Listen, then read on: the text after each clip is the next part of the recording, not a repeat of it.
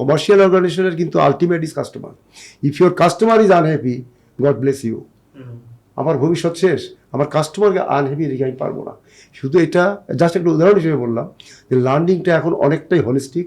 It is more about a whole, it's not about a part. Market place is increasingly becoming complex because thousands of products are landing every day, heavy competition every day. তো এই যে market, আমাদের সবকিছু ঘুরে ফিরে commercial মার্কেটেই যেতে হবে। যেমন একটা উদাহরণ দিই, মার্কেটের একটা অ্যাসেসমেন্ট করবো, আমি কি সেল করবো। আমি কি করলাম, I turn back to my manufacturing guy, এই আপনার কোয়ান্টিটি কতটুকু পার মাসে, ও এতটুকু, আচ্ছা this is our target. This is a very wrong way because you have to go for a reversal of your paradigm. You have to go to the market first. How much the market can consume. Only then you decide যে আমি কি sell করব, কতটুকু করব।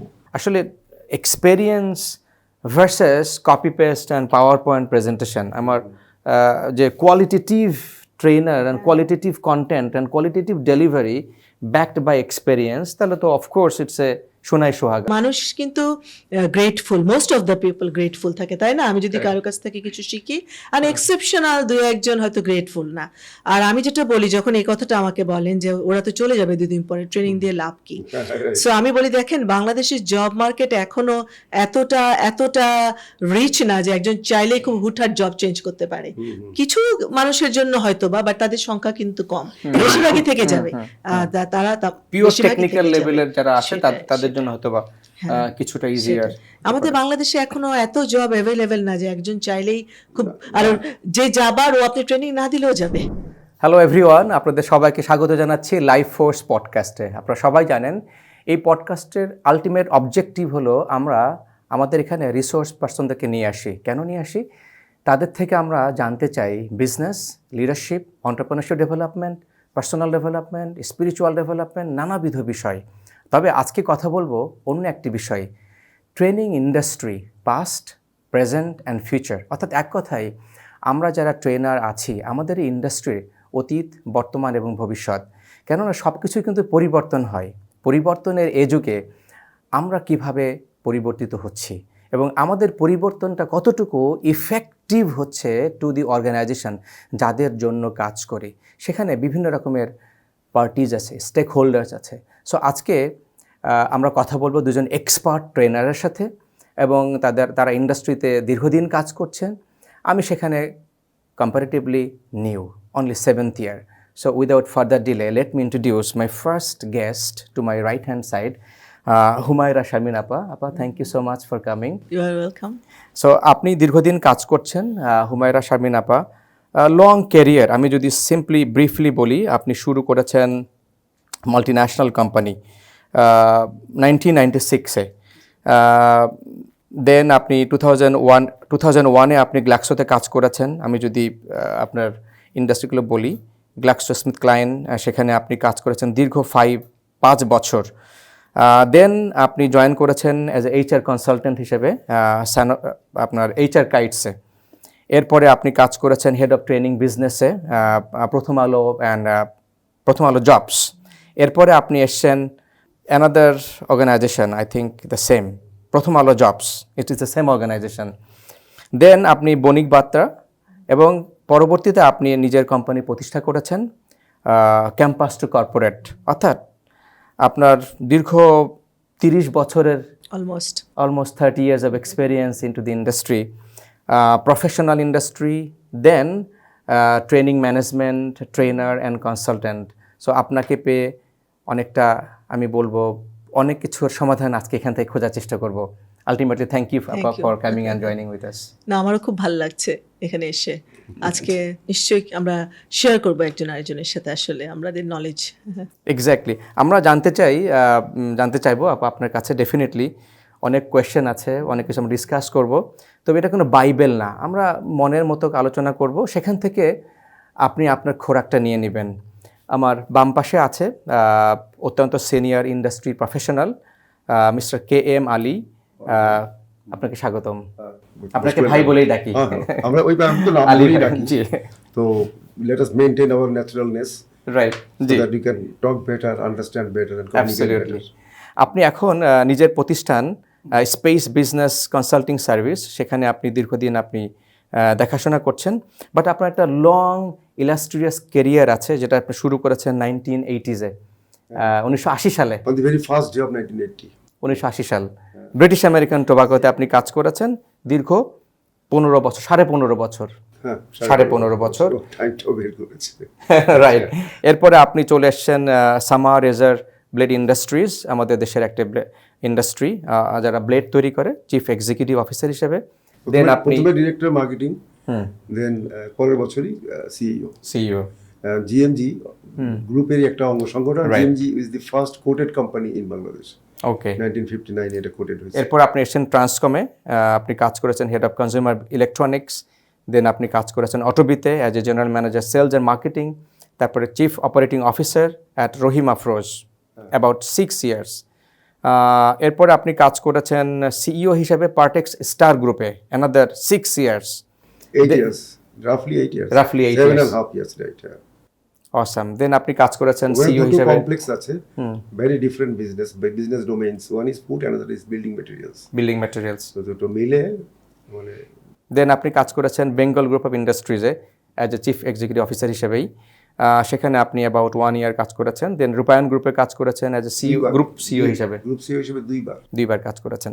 So ultimately আপনার CEO হিসেবে কাজ করার অভিজ্ঞতা তাও মোটামুটি 20 বছরের উপরে, বেশি হবে। মোর দেন 20 ইয়ার্স। এবং এখন আপনি ট্রেনিং নিয়ে কাজ করছেন, কনসালটেন্সি করছেন, এবং আপনি লিডারদেরকে হেল্প করছেন to run the business, to run the show. So আমি দুইজনের এক্সপেরিয়েন্সটাকে একসাথে জড়ো করি, 30 ইয়ার্স আর একদিকে 80 সাল থেকে 24 সাল, অর্থাৎ More than 40 years. More than 40 years. So 40, 30, 70 বছরের অভিজ্ঞতা নিয়ে আজকে আমরা আলোচনা করব। Amazing. Quite a huge pot. সাথে আপনারটাও যোগ হবে। আমার অনলি 7 বছরের এক্সপেরিয়েন্স, আর কর্পোরেট জীবন শুরু 2001 থেকে full time. So all together 24 years. So almost a century তিনজনের। So let's begin, right? আমরা শুরু করতে পারি কিনা? আমাদের আজকের বিষয়, আমাদের বর্তমান আমরা যেখানে কাজ করি, আমাদের প্রফেশনাল কাজের জায়গাটা অ্যাজ এ ট্রেনার এবং কনসালট্যান্ট বা কোচ হিসেবে আমরা বিজনেস ডেভেলপ করার কাজ করি, লিডার ডেভেলপ করার কাজ করি। সো আমি যেখান থেকে শুরু করতে চাই, আপনারা যেহেতু অনেক পুরনো, 80 সাল থেকে দেখছেন, 90s থেকে দেখছেন। সো আমাদের এই যে ট্রেনিং ইন্ডাস্ট্রি, সেকাল থেকে একালে কিভাবে আসলো এবং কিভাবে আসছে, এটা আপনি কিভাবে দেখেন? আমি দুজনের কাছ থেকেই একটু জানতে চাইবো এই দুইটা বিষয়ে, যে সেকাল এবং একাল। লেটস টক অ্যাবাউট সেকাল এবং একাল training industry. Thank you Kamrul ভাই। সেকাল নিয়ে যদি বলতে হয়, আমার সেকালটা আসলে অনেক ভালো ছিল ট্রেনিংয়ে আমার জন্য। তার কারণ আমার সেকালটা পুরোটাই ছিল মাল্টিন্যাশনাল কোম্পানিতে। কারণ আমার প্রথম জব ছিল স্যানোফি অ্যাভেন্টিস নামে একটি ফ্রেঞ্চ কোম্পানিতে। তো সেখানে আমি এখনও বলি যে মানে সেই কোম্পানিগুলো পিপল ডেভেলপমেন্টে কীরকম ইনভেস্ট করতো। তাদের প্যারিসের সার্জিতে নিজস্ব ট্রেনিং হাউস ছিল। আমি জয়েন করার 6 মাস পরে আমাকে পাঠিয়ে দেওয়া হলো মার্কেটিং প্ল্যানিংয়ের উপর ট্রেনিং করতে সেই প্যারিসে। তারপর আসার পর কিছুদিন পর আবার স্ট্র্যাটেজিক মার্কেটিং প্ল্যানিং করার জন্য পাঠানো হলো। এরপর কোনোবার কলকাতা, কোনোবার সিঙ্গাপুর, কোনোবার ব্যাংকক। আমাদেরকে এত এক্সপোজার্স দেওয়া হয়েছিল, এত বেশি নিজেদেরকে ডেভেলপ করার সুযোগ দেওয়া হয়েছিল। সো এটা আসলে পে অফ করেছে। আমরাও ইন রিটার্ন কোম্পানিকে অবশ্যই এটা রেজাল্ট দিয়েছি। তো ওই কোম্পানিরা বুঝতে পেরেছিল যে পিপলের প্রতি ইনভেস্ট করলে, লার্নিং অ্যান্ড ডেভেলপমেন্টে ইনভেস্ট করলে কোম্পানি গ্রো করে, যার জন্য কোম্পানিরা দেখেন শত শত বছর ধরে টিকে থাকে। এবং একে টিকে থাকায় কিভাবে? পিপলের মাধ্যমে। তো ওখানে 5 বছর কাজ করার পর then I move to GlaxoSmithKline Bangladesh limited. সে অভিজ্ঞতা যদি বলি, আমি জয়েন করার 7 দিনের মাধ্যমে আমাকে পাঠিয়ে দেওয়া হলো বেলজিয়াম। হ্যাঁ, একদম ফ্যাক্টরিতে, সেখানকার ট্রেনিং, এক্সস্টিভ ট্রেনিং। আমি সে ট্রেনিং করে আসলাম, একদিন পরে পাঠিয়ে দেওয়া হলো আবার সিঙ্গাপুরে। মানে একজন এমপ্লয়ি জয়েন করবার পরেই তাকে এই ট্রেনিংগুলো দেওয়া হলো। সিঙ্গাপুরে হচ্ছে মার্কেটিংয়ের উপর, যেহেতু আমি মার্কেটিং এবং বিজনেস নিয়ে কাজ করতাম। এবং এরপর কিছুদিন পরপরই আমাদের এরকম ট্রেনিং দেশে বিদেশে, ইভেন দেশেও একাডেমিয়া, নিজস্ব তাদের একাডেমি ছিল, গ্ল্যাক্সো একাডেমিয়া, এত রিচ ছিল। তো এবং এক একটা ট্রেনিংয়ের যে মডিউল ছিল এবং সেগুলোর যে ডেপথ ছিল, তো সেগুলা আসলে সাহস জুগিয়েছে বোধহয় সেখান থেকে কাজ করে। পরে যখন আমি গত 15 বছর ধরে আমি আসলে একালের ট্রেনিংয়ে, গত 15 বছর ধরে আমি, আপনি যেটা বললেন যে আমি প্রথম আলোর ওখানেও ট্রেনিং বিজনেস দেখতাম, পরে আমি হেড অফ অপারেশনস হিসেবেও ট্রেনিং এবং এইচআর কনসালটেন্সিগুলো আমরা ডিজাইন করতাম, এবং গত 7 বছর ধরে আমি আমার নিজের কোম্পানি হয়ে কাজ করছি। তাহলে আমি যদি এখন বলতে চাই সেকাল আর একাল, সেকালটা পুরোটাই কেটেছিল মাল্টিন্যাশনাল কোম্পানির ট্রেনিং এক্সপোজারে। একালে যখন আমরা লোকাল কোম্পানিতে এ ধরনের ট্রেনিং করাতে গেলাম, সেই জায়গাটাতে আসলে গত 15 বছর আগের কথায় যদি বলি, আমরা কিন্তু জিনিসটাকে ওইভাবে পাই নাই।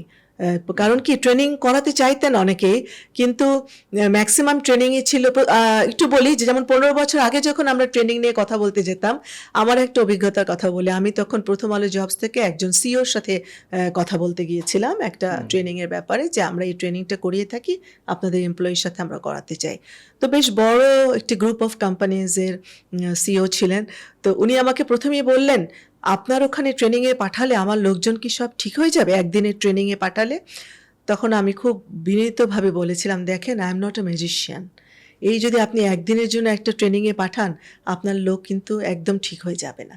বাট আপনি যদি ট্রুলি নিড আইডেন্টিফাই করেন, করে আসলে ট্রেনিংটা কত দিনের হওয়া উচিত সেটা যদি আমাদের সাথে কথা বলে ঠিক করে ট্রেনিংটা আমরা তাকে এনরোল করি, এবং পরে যদি টাইম টু টাইম রিইনফোর্স করি, তাহলে আমি বলতে পারি যে একটা সার্টেন টাইম পর good numbers of your people will change. But আপনি সেটা নিজে তখন দেখতে পারবেন। হ্যাঁ, তখন উনি বললেন, তাহলে কিভাবে হবে, এটা তো হিউজ ইনভেস্টমেন্টের ব্যাপার। সো দ্যাটস দ্য থিং, যে এই যে ইনভেস্টমেন্টটা পিপল ডেভেলপমেন্টে, এটা আমাদের দেশে করতে চাইতেন না।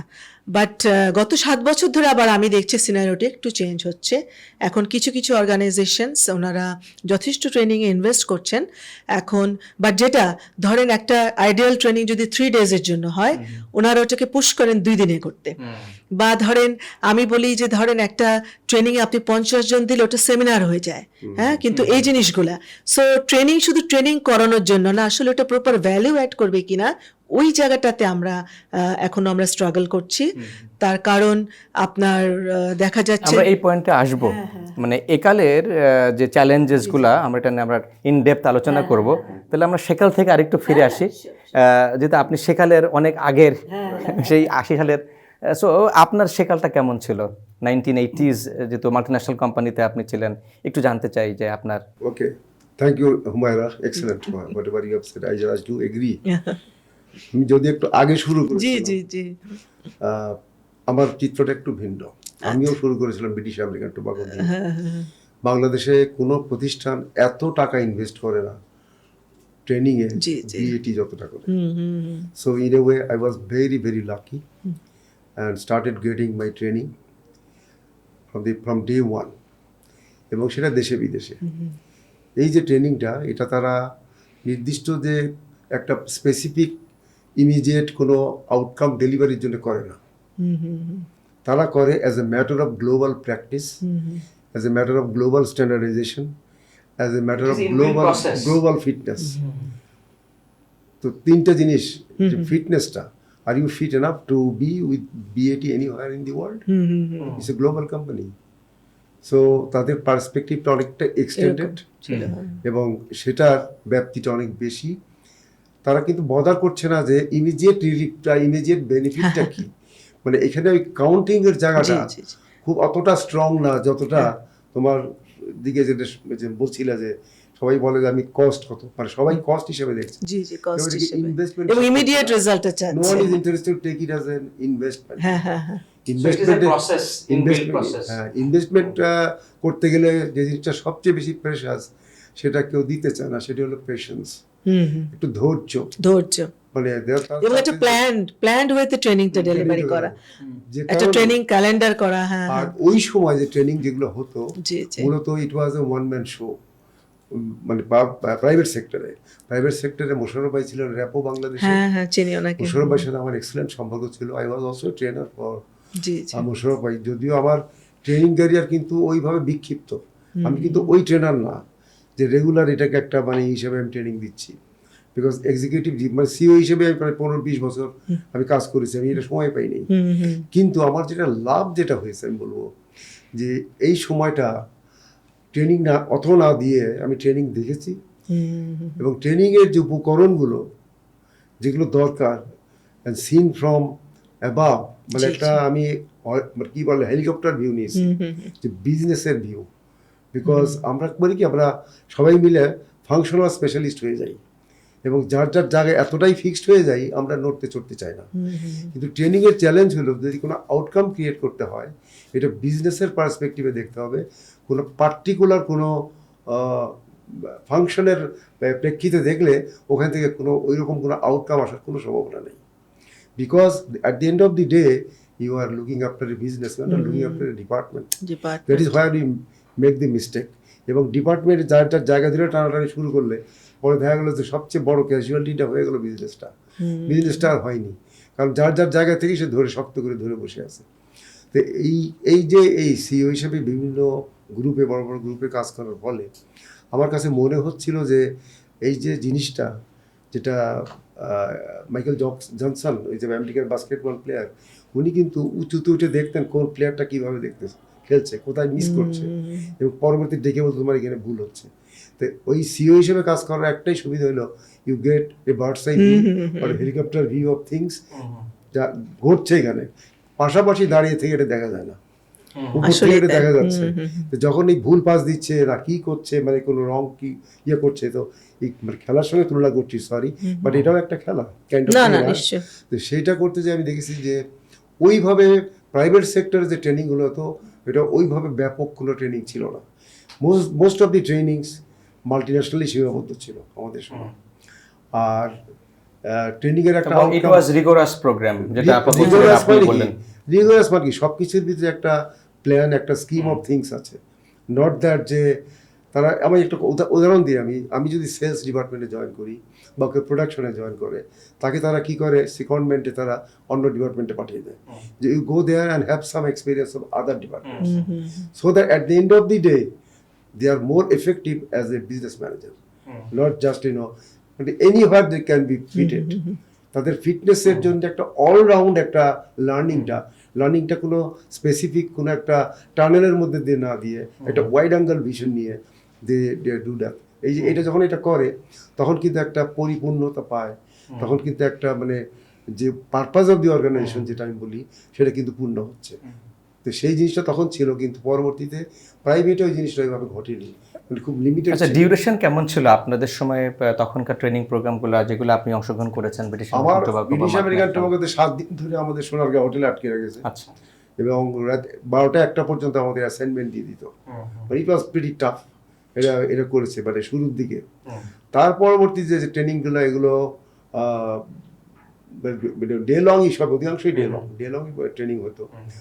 তো সেই ট্রেনিং ইন ডেপথ গুলো 7 ডেজ 5 ডেজ এরকম আপনি 7 ডেজ 5 ডেজ ইয়েস এগুলো করতো এবং মানে আমাদের মানে ট্রেনিং ইয়েতে যাওয়াটা এটা একটা মানে সত্যি কথা বলতে কি একটা খুব আনন্দের ব্যাপার ছিল। মানে লার্নিং এর জন্য আনন্দ করতে দেখি না তখন, লার্নিং এর কথাগুলো মানুষের মন খারাপ হয়ে যায়। কিন্তু মাল্টিন্যাশনালের কালচারই এমন, লার্নিং এর সুযোগ আসলেই I think you are pretty tired, visiting, but still excited because learning তো হচ্ছে, তাই না? কি ধরনের বিষয়ের উপরে আপনারা প্রশিক্ষণ নিতেন ইউজুয়ালি? আমি বলি যে নিজের ক্যারিয়ার ক্যাপিটাল যেটা আমি বলি এটাকে, লার্নিংটাকে, এটা তৈরি করতে গেলে কিন্তু ফরেন এক্সপোজারটা যখন আসে, বাইরের এক্সপোজারটা, তখন কিন্তু আমি অনেক বেশি ফার্টিলাইজড হচ্ছি, অনেক বেশি এনরিচড হচ্ছি, যেটা আমি আগে কল্পনাও করতাম, বিকজ আমার লোকাল কনটেক্সট ওটা নাই। আরেকটা জিনিস যেটা ওরা জানি না ওরা কীভাবে এটা বের করলো, পরবর্তীতে এটা আমি বিস্তৃতভাবে কথা বলবো। আগে মার্কেটটা অনেকটা ফুল অফ কমপ্লেক্সিটি ছিল, কমপ্লেক্সিটি আগেও ছিল, কিন্তু মাল্টিন্যাশনালের প্রোডাক্ট যদি সে ইটস কোর্স 80, বাংলাদেশি প্রতিষ্ঠান স্কোর ছিল হয়তো বা 50-60-র উপরে যাবে না, মানে গুড এনাফনেসটা ছিল না, এবং ভেরিয়েশনটা ওইরকম মানে ভেরিয়েশন খুব বেশি ছিল। মানে multinational product money A class, এটা মানি B ক্লাস, C ক্লাস। পরবর্তীতে ওভার পিরিয়ড অফ টাইম কিন্তু বাংলাদেশ কিন্তু এই জায়গায় পরে আসবো, তারা কিন্তু এই জায়গাটা কিন্তু they have levelled up. As a result জিনিসটা কিন্তু কনটেক্সটটা চেঞ্জ হয়ে গেছে। যে আপনার সময় আপনি যেটা বলছিলেন যে different training programs at different countries, এগুলো ডিউরেশন কেমন ছিল মানে ইউজুয়ালি? আচ্ছা, এটা ডিপেন্ড করতে হচ্ছে আসলে টপিকের উপর। যেমন আমি যদি আপনাকে একটু এক্সাম্পল দিই, সেলিং স্কিলসের ট্রেনিং, সেলিং স্কিলসের ট্রেনিং আসলে এটা উইক লং 5 days, তার কারণ আপনাকে ডেমনস্ট্রেট করতে হতো, সিমুলেশন করাতো, এবং ইউজুয়ালি এগুলো ট্রেনিং রেসিডেন্সিয়াল হতো, সো দ্যাট আমরা পুরো প্রেজেন্সটা চাইতাম পার্টিসিপেন্টসের, সো ওনার ফিজিক্যাল এবং মেন্টাল, এবং ওখানে অনেক অ্যাসাইনমেন্ট থাকতো, অনেক ইন ডেপথ কেস স্টাডিজগুলো থাকতো, সাথে সাথে যেটা হতো কি ট্রেনিংয়ের অ্যাম্বিয়েন্সটাও খুব সুন্দর করে তৈরি করা যায়, যেটা আমি যে এই কালের সাথে যদি তুলনা করে অনেক সময় আমরা করতে পারি না, কারণ অ্যাম্বিয়েন্স হচ্ছে তাদেরকে অ্যাট্রাক্ট করবে, তাদেরকে কনসেন্ট্রেট করাতে হেল্প করবে, অনেক ধরনের ফান অ্যাক্টিভিটিস থাকতো। তো সেটাই যে আপনার ডিপেন্ড করে যে আমি যদি ট্রেনিংটা আসলে একটা হচ্ছে শুধু সেইং, আরেকটা হচ্ছে আপনি তাদেরকে এনগেজ করছেন, আপনি তাদেরকে সিমুলেশন ডিজাইন করছেন তাদের জন্য, বা অ্যাসেসমেন্ট সেন্টার তৈরি করছেন ট্রেনিং এর ভিতরে। তো এই ট্রেনিংগুলো যেমন সেলিং স্কিলস বলেন, একটা বিজনেস প্ল্যান, এটা কিন্তু দুদিনে আসলে হয় না, হ্যাঁ, বা একটা ব্র্যান্ড প্ল্যানিং, এটা কিন্তু দুদিনে হয় না। এই যে ব্র্যান্ড প্ল্যানিং এর ট্রেনিং, এটা একদম 5 days, স্ট্র্যাটেজিক মার্কেটিং প্ল্যান, এগুলো উইক লং। আবার ধরেন কিছু কিছু ছোট ছোট ট্রেনিং আমাদের ছিল, হয়তো নেগোসিয়েশন স্কিলস, শুধু একদিনের একটা ট্রেনিং হলো, এরকম আমাদের। তারপর টিওটি 5 days, সো ডিপেন্ড করে যে আপনার টপিকটা কি, বা ওটা কি বেসিক রিইনফোর্সমেন্ট হলে অনেক সময় আবার শর্ট ডিউরেশন। আমরা কিন্তু বাংলাদেশে এখনো রিইনফোর্সমেন্ট কতটা স্ট্যাবলিশই করতে পারি নাই, আলী ভাই নিশ্চয়ই এগ্রি করবেন। একটা ট্রেনিং একবার দেওয়া হচ্ছে, ডান, বাট এটা যে আসলে 3 মাস পর 6 মাস পর এটা একটা স্মল ভার্সন আবার না করলে আমার মাইন্ডে রেজিস্টার্ড হতে টাইম লাগে জিনিসটা, হ্যাঁ। তো সেই জিনিসগুলো আর কি, তো এরকম অনেকগুলো আবার রিপিট হতো, সেগুলো হয়তো শর্ট ডিউরেশন হতো, কিন্তু এক একটা ট্রেনিং এর indepth and rigorous training programme আপনি এবং কন্টিনিউয়াসলি, এটা কি শুধুমাত্র এন্ট্রি লেভেলেই ছিল, নাকি আপনি যখন as you move up to the ladder, manager, senior manager আর রিজিওনাল লিডার, তখনও কি আপনি প্রশিক্ষণ নিয়েছেন দেশে বিদেশে? আপনাকে পাঠিয়েছে? আমাদের আসলে ফার্মাসিউটিক্যালসে নিতেই হতো, কারণ আমাদের নতুন নতুন প্রোডাক্ট যখন লঞ্চ হতো তখন আমাদের, কিন্তু ধরেন business plan, strategic marketing plan, এগুলো বারে বারে নেইনি কিন্তু আমরা, হ্যাঁ, কিন্তু এগুলোর হয়তো কিছু আমরা রিইনফোর্সমেন্টে গেছি টাইম টু টাইম, বাট যখন নতুন প্রোডাক্ট লঞ্চ হচ্ছে, গ্লোবালি কোনো একটা প্রোডাক্ট লঞ্চ হচ্ছে, তখন সেইগুলো একটু কেন সময় লাগতো, কারণ সেটা পাশাপাশি থাকতো, প্রোডাক্টের টেকনিক্যাল নলেজ প্লাস এটা বিজনেস পলিসি, স্ট্র্যাটেজিক পলিসি সব মিলায় মোটামুটি 3-4 দিনের একটা ট্রেনিং হতো। আপনার ক্ষেত্রে আপনি কিভাবে, as you came across different positions in different organizations, later on as a CEO, so as you become senior, তখন ট্রেনিং এর ধরনটা কিভাবে ইভলভ হয়েছে? আমি যদি বলি যে আর্লি 2000 এই সময়টাতে। আমি তো 1995 I left British American Tobacco, having served more than 15 years. ওই পার্টটা তো আমি বললাম যে কি তখন কিভাবে হতো। তো তখন একটা জিনিস আমার কাছে ভালো লাগতো, এই যে কোনো ট্রেনিংয়ে ওইভাবে তারা বাছাবাছি করতো না, যে সিনিয়র ম্যানেজারদের জন্য শুধু এটা নিচের দিকে না বা কিছু, তারা একটা টার্ম ইউজ করতো, whoever use to join BAT, স্টার্টিংয়েই তার সে ছিল একটা মেম্বার অফ ম্যানেজমেন্ট, তার টাইটেল থাকতো, সে ফাংশনালি হিসেবে তার টাইটেল থাকতো, but he is considered a member of management. ম্যানেজমেন্টের সুবাদে আমরা অনেক ইয়েতে আমরা একসঙ্গে সিনিয়রদের সাথেও থাকতাম এবং এর করতাম, এখানে খুব ভেদাভেদ, কালচার ইজ ভেরি ডিফারেন্ট। মানে তারা মনে করে যে না, এটা একটু ডেমোক্রেটিক প্ল্যাটফর্মে রেখেই এভাবে করা উচিত। এটার একটা সবচেয়ে যে বড় কারণটা, এটা অনেকেই খেয়াল করে না বা জানে না, সেটা হলো যে লার্নিংয়ের যদি সিটে ফোটা এদিক ওদিক থাকে, কেউ জানে কেউ জানে না, এরকম একটা অবস্থা হয়, তাহলে কোনো অ্যালাইনমেন্ট হবে না, কোনো ইন্টিগ্রেশন হবে না। যখন অ্যালাইনমেন্ট এবং ইন্টিগ্রেশনের প্রবলেম থাকবে, তখন কিন্তু কোনো আউটকামও তৈরি হবে না। মানে বিকজ এরকম আমরাও গ্ল্যাক্সোতে কিছু ট্রেনিং করেছি, স্পেশালি যেগুলো প্রোডাক্ট নলেজ, সেখানে দেখা গেছেন সিও আমাদের সাথে বসতেন, হ্যাঁ, কারণ ওরা কত প্রোডাক্টটা জানতে হবে, রাইট। এবং আমি একটা ভিশনারি প্ল্যান করলাম, ভিশনারি প্ল্যান করে আমি নিজেই জানলাম, নিজেই সারাদিন এটা নিয়ে চিন্তা করলাম, আর কেউ জানে না। এটা তো ভিশনারি প্ল্যান হলো না, সেটাই, বিকজ এক্সিকিউশন তার পুরোটাই 100% আমি নিয়ে নিলাম। এটা তো একটা বোকার মতো কাজ করলাম, বিকজ না, কোম্পানির টপ সিক্রেট, এটা টপ সিক্রেট বলে কোনো জিনিস নাই। টপ সিক্রেট কি আবার? আমি ভিশনারি প্ল্যান যখন করলাম পরবর্তীতে এসে, আমি কিন্তু জিজ্ঞেস করেছি একটা মানে নিচের দিকের একজন প্রোফাইলের মানুষকে, যে এই বছর আমাদের টার্গেট কত, কেন আমাদের টার্গেট এত, মানে সে এক্সাইটেড ওয়েতে সে আমাকে উত্তরটা দিল। তার যে এক্সাইটমেন্টটা, তার কাছে মনে হলো আমাকে he is not only connected, he is also engaged with the number that we have given him. এই নাম্বারটা তাকে যদি এক্সাইটেড না করে, তার যদি স্মরণে না রাখে, তা করণে আসবে কেমন করে? হ্যাঁ, ওন করবে না সেই জিনিসটা, মরণে তো প্রশ্নই ওঠে না। মানে জিনিসটা মানে মানে কি এটা নিয়ম হলো জুম ইন জুম আউট করা। আমরা জুমিংটা করছি না, জুম ইন করতে হবে, জুম আউট করতে হবে, আবার জুম ইন করবো, আবার জুম আউট করবো। মানে আউট করবো কখন? যখন আমার অন্য প্রায়োরিটি প্র্যাকটিক্যাল নিডস গুলো এসে যাচ্ছে, ইমিডিয়েট নিডস গুলো, সেগুলো আমি হ্যান্ডেল করবো, ঠিক আছে। কিন্তু যেই মাত্র আমি ওখান থেকে অফ হয়ে যাবো, again I will reflect back, ওহো I have to achieve this number.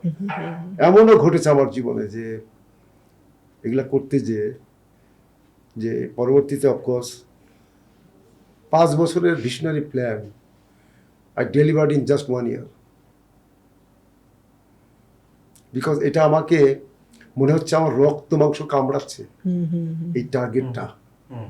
এমন না যে I have goat 5 years time, it's not hanging so heavy on me, rather আমার ইন্টারনাল আর্টসটা, আমার অন্তর্গত তাগিদটা আমাকে ওভার পাওয়ার করে ফেলেছে এবং আমাকে এই অর্জনের দিকে একটা থ্রাস্ট দিয়েছে, খালি ধাক্কা দেয়নি, জোরে একটা ধাক্কা মেরেছে, মানে you have to achieve it, you can do it. So এই যে জিনিসটা, এটা আমি কিছু মনে করি যে ওই মানে গ্রো করার পাশাপাশি, লার্নিংয়ের পাশাপাশি যে জিনিসটা আমি পেলাম আজকে বিএটি থেকে, সেটা আমার লার্নিংটাকে এমনভাবে শেপ করে দিয়েছে, এমনভাবে তার আকৃতি প্রকৃতিটাকে এমনভাবে সাজিয়ে দিয়েছে, এখন আমি in a position to take decision, challenging task, so that I can achieve. এবং সে একই কাজ বারে বারে করতে পারলাম কেন? বিকজ ওই সায়েন্সটা বলি, আর্টটা বলি, সেটা একটু মোটামুটি ভালোভাবে শেখার চেষ্টা করেছিলাম, সেই জন্যই পরবর্তীতে সাকসেসফুল হয়েছিল।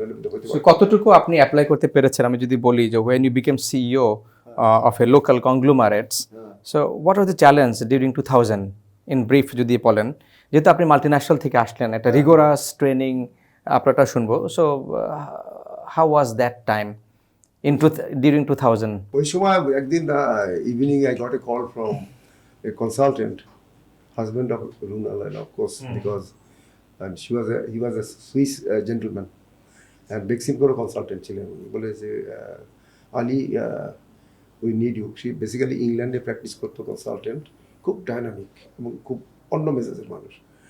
তাই বললাম কে বলছেন? বলে আমি we want you in our group. আমি বললাম যে না, আমি যাব না। তা আমি প্রথমে ইগনোর করেছিলাম যে আমি বিএডি ছেড়ে যাবো না, আরও অফার পেয়েছে, আমি যাবো না বলছি। কিন্তু finally he was successful in taking me there, but that was otherwise a very small company. BAT তো ইজ এ ওশান, সেই তুলনাটা কিছুই না। বাট আমি একটু ডিপ থিঙ্কিং করলাম, আমার যে লার্নিংটা, যেটা আমি what ever I have goat so far, আমার এক্সপিরিয়েন্স বলি, ইনসাইট বলি, উইজডম বলি, what ever I have gathered, তো সেটার যদি একটু আমি মায়ের কোলেই বসে থাকি, তাহলে তো হলো না। আমাকে তো এখন ওয়াইড ওয়ার্ল্ডের ভিতরে একজন ভালো এফেক্টিভ সিটিজেন হতে হবে। আমি মনে করলাম this is an opportunity, maybe BAT is big but I am small, তো এখানে প্রতিষ্ঠানই small, maybe I can be big also. So ওইভাবে আমার ইকুয়েশনটা আমি সাজিয়ে নিলাম এবং চ্যালেঞ্জটা নিয়ে আমার যে লব্ধ অভিজ্ঞতা, সেটাকে আমি কাজে লাগিয়ে in 2 years time I radically change the fortune of the organisation.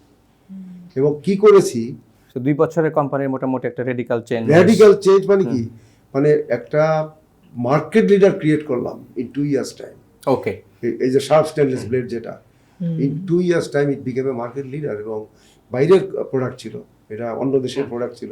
Alright, so আমরা কথা বলছিলাম যে আপনার 2000 সালের দিকে ট্রেনিং ইন্ডাস্ট্রি কিভাবে আপনি কাজ করেছেন, কিভাবে দেখেছেন, আর এখন 2024 মাঝখানে আপনারা দুজনেই প্রশিক্ষণ দিচ্ছেন বিগত 15-20 বছর, 2 যুগ পার হয়ে গেছে। সো লেটস টক অ্যাবাউট এই যে বিগত 20 বছর যে ট্রেনিং ইন্ডাস্ট্রি কিভাবে ইভলভ হচ্ছে, আপনারা যা দেখেছেন, the quality industry, multinational company, global giant, that is a different dynamics. একটা এক্সাম্পল আনতে চাই কনটেক্সটটা তৈরি করার জন্য, সেটা হলো যে আমি দেখেছি শেয়ার মার্কেট 96-এ আমি ঢাকাতে দেখেছি, 2008, 9, 10-এ আমি সরাসরি শেয়ার মার্কেটে পার্টিসিপেন্টস ছিলাম in terms of investment, personal investment, মানে কাইন্ড অফ মার্কেট ফুলে ফেপে বড় হচ্ছে, স্টেক হোল্ডার ছিলাম। সো সেখান থেকে দেখলাম, পরবর্তীতে প্রথমে বলা হলো যে মার্কেটে কোয়ালিটি পার্টি নাই, কোয়ালিটি কোম্পানি নাই, সো বিগ কোম্পানি দরকার, ছোটো কোম্পানি ম্যানেজ করতে সুবিধা হয়, সো বড় কোম্পানিকে আনো, সাইজ বড় করো, ডেপথ অর্থাৎ নদী থেকে সাগরে পরিণত করো। দেখা গেলো সাগরকেও শুকিয়ে সেচে ফেলা হচ্ছে। 2010 পরবর্তী বলা হলো টেকনোলজি আনতে হবে, প্রসেস আনতে হবে, রুলস আনতে হবে, রেগুলেশনস অ্যাপ্লাই করতে হবে। দেখা গেল যে বিগত 2 বা 3 বছর share market again is stagnant. So my question is that, এটা কি বড় company? Is it the technology? Or who is behind the people is behind the technology, people is behind the process, people is behind the regulation? এটা আমি আমার share মার্কেটের direct experience থেকে আমি দেখলাম। সো কামিং ব্যাক টু নাও training industry, so training ইন্ডাস্ট্রির ক্ষেত্রে কি একই রকম কিছু চোখে পড়ে কিনা বা দেখেন কিনা, বা কিভাবে? আমাদের তো রেগুলেটেড নাই, একটু ডিফারেন্স আছে। বাট আমি যদি ডেপথনেসের কথায় আসি, অর্থাৎ ডেপথনেস কতটুকু আছে, এটা আমার এখনকার ডিসকাশনের পর্ব, ডেপথনেস কতটুকু, and then also in terms of quality training. Quality বলতে আমরা বুঝি যে আসলে আমি যে পারপাসে ট্রেনিং আমি খাবারটা নিচ্ছি, খাবার খেয়ে আমার কি তৃপ্তি লাগছে কিনা, আমার কি আসলে খাবারের ইম্প্যাক্ট উল্টা দিকে যাচ্ছে কিনা, অর্থাৎ ট্রেনিংয়ের effectiveness and the ultimate purpose is human resource development and organisation development and efficiency development. So এই কনটেক্সটে যদি আমরা একটু দুজনের আপনাদের কাছে জানতে চাই, একাল of this training. Thank you so much. আমি একটু জাস্ট যেটা বলতে চাচ্ছিলাম যে একালে অবশ্যই সেকালের থেকে বা গতকালের থেকে একটু বেটার, হ্যাঁ, তাতে কোনো সন্দেহ নেই। কারণ যখন গত 15 ইয়ার্স আগে আমরা ট্রেনিং শুরু করেছিলাম, তখন আপনার অনেকগুলো ইন্ডাস্ট্রি, যদি আমরা যেহেতু কর্পোরেটে কাজ করেছি, কর্পোরেট নিয়েই বলি, কর্পোরেট ওয়ার্ল্ডের অনেকগুলো সেক্টরে আমরা দেখতাম ওনারা ট্রেনিং করাতেন না, বা ট্রেনিং নিয়ে কথা বলতে গেলে ওনারা অত ইন্টারেস্ট ফিল করতেন না।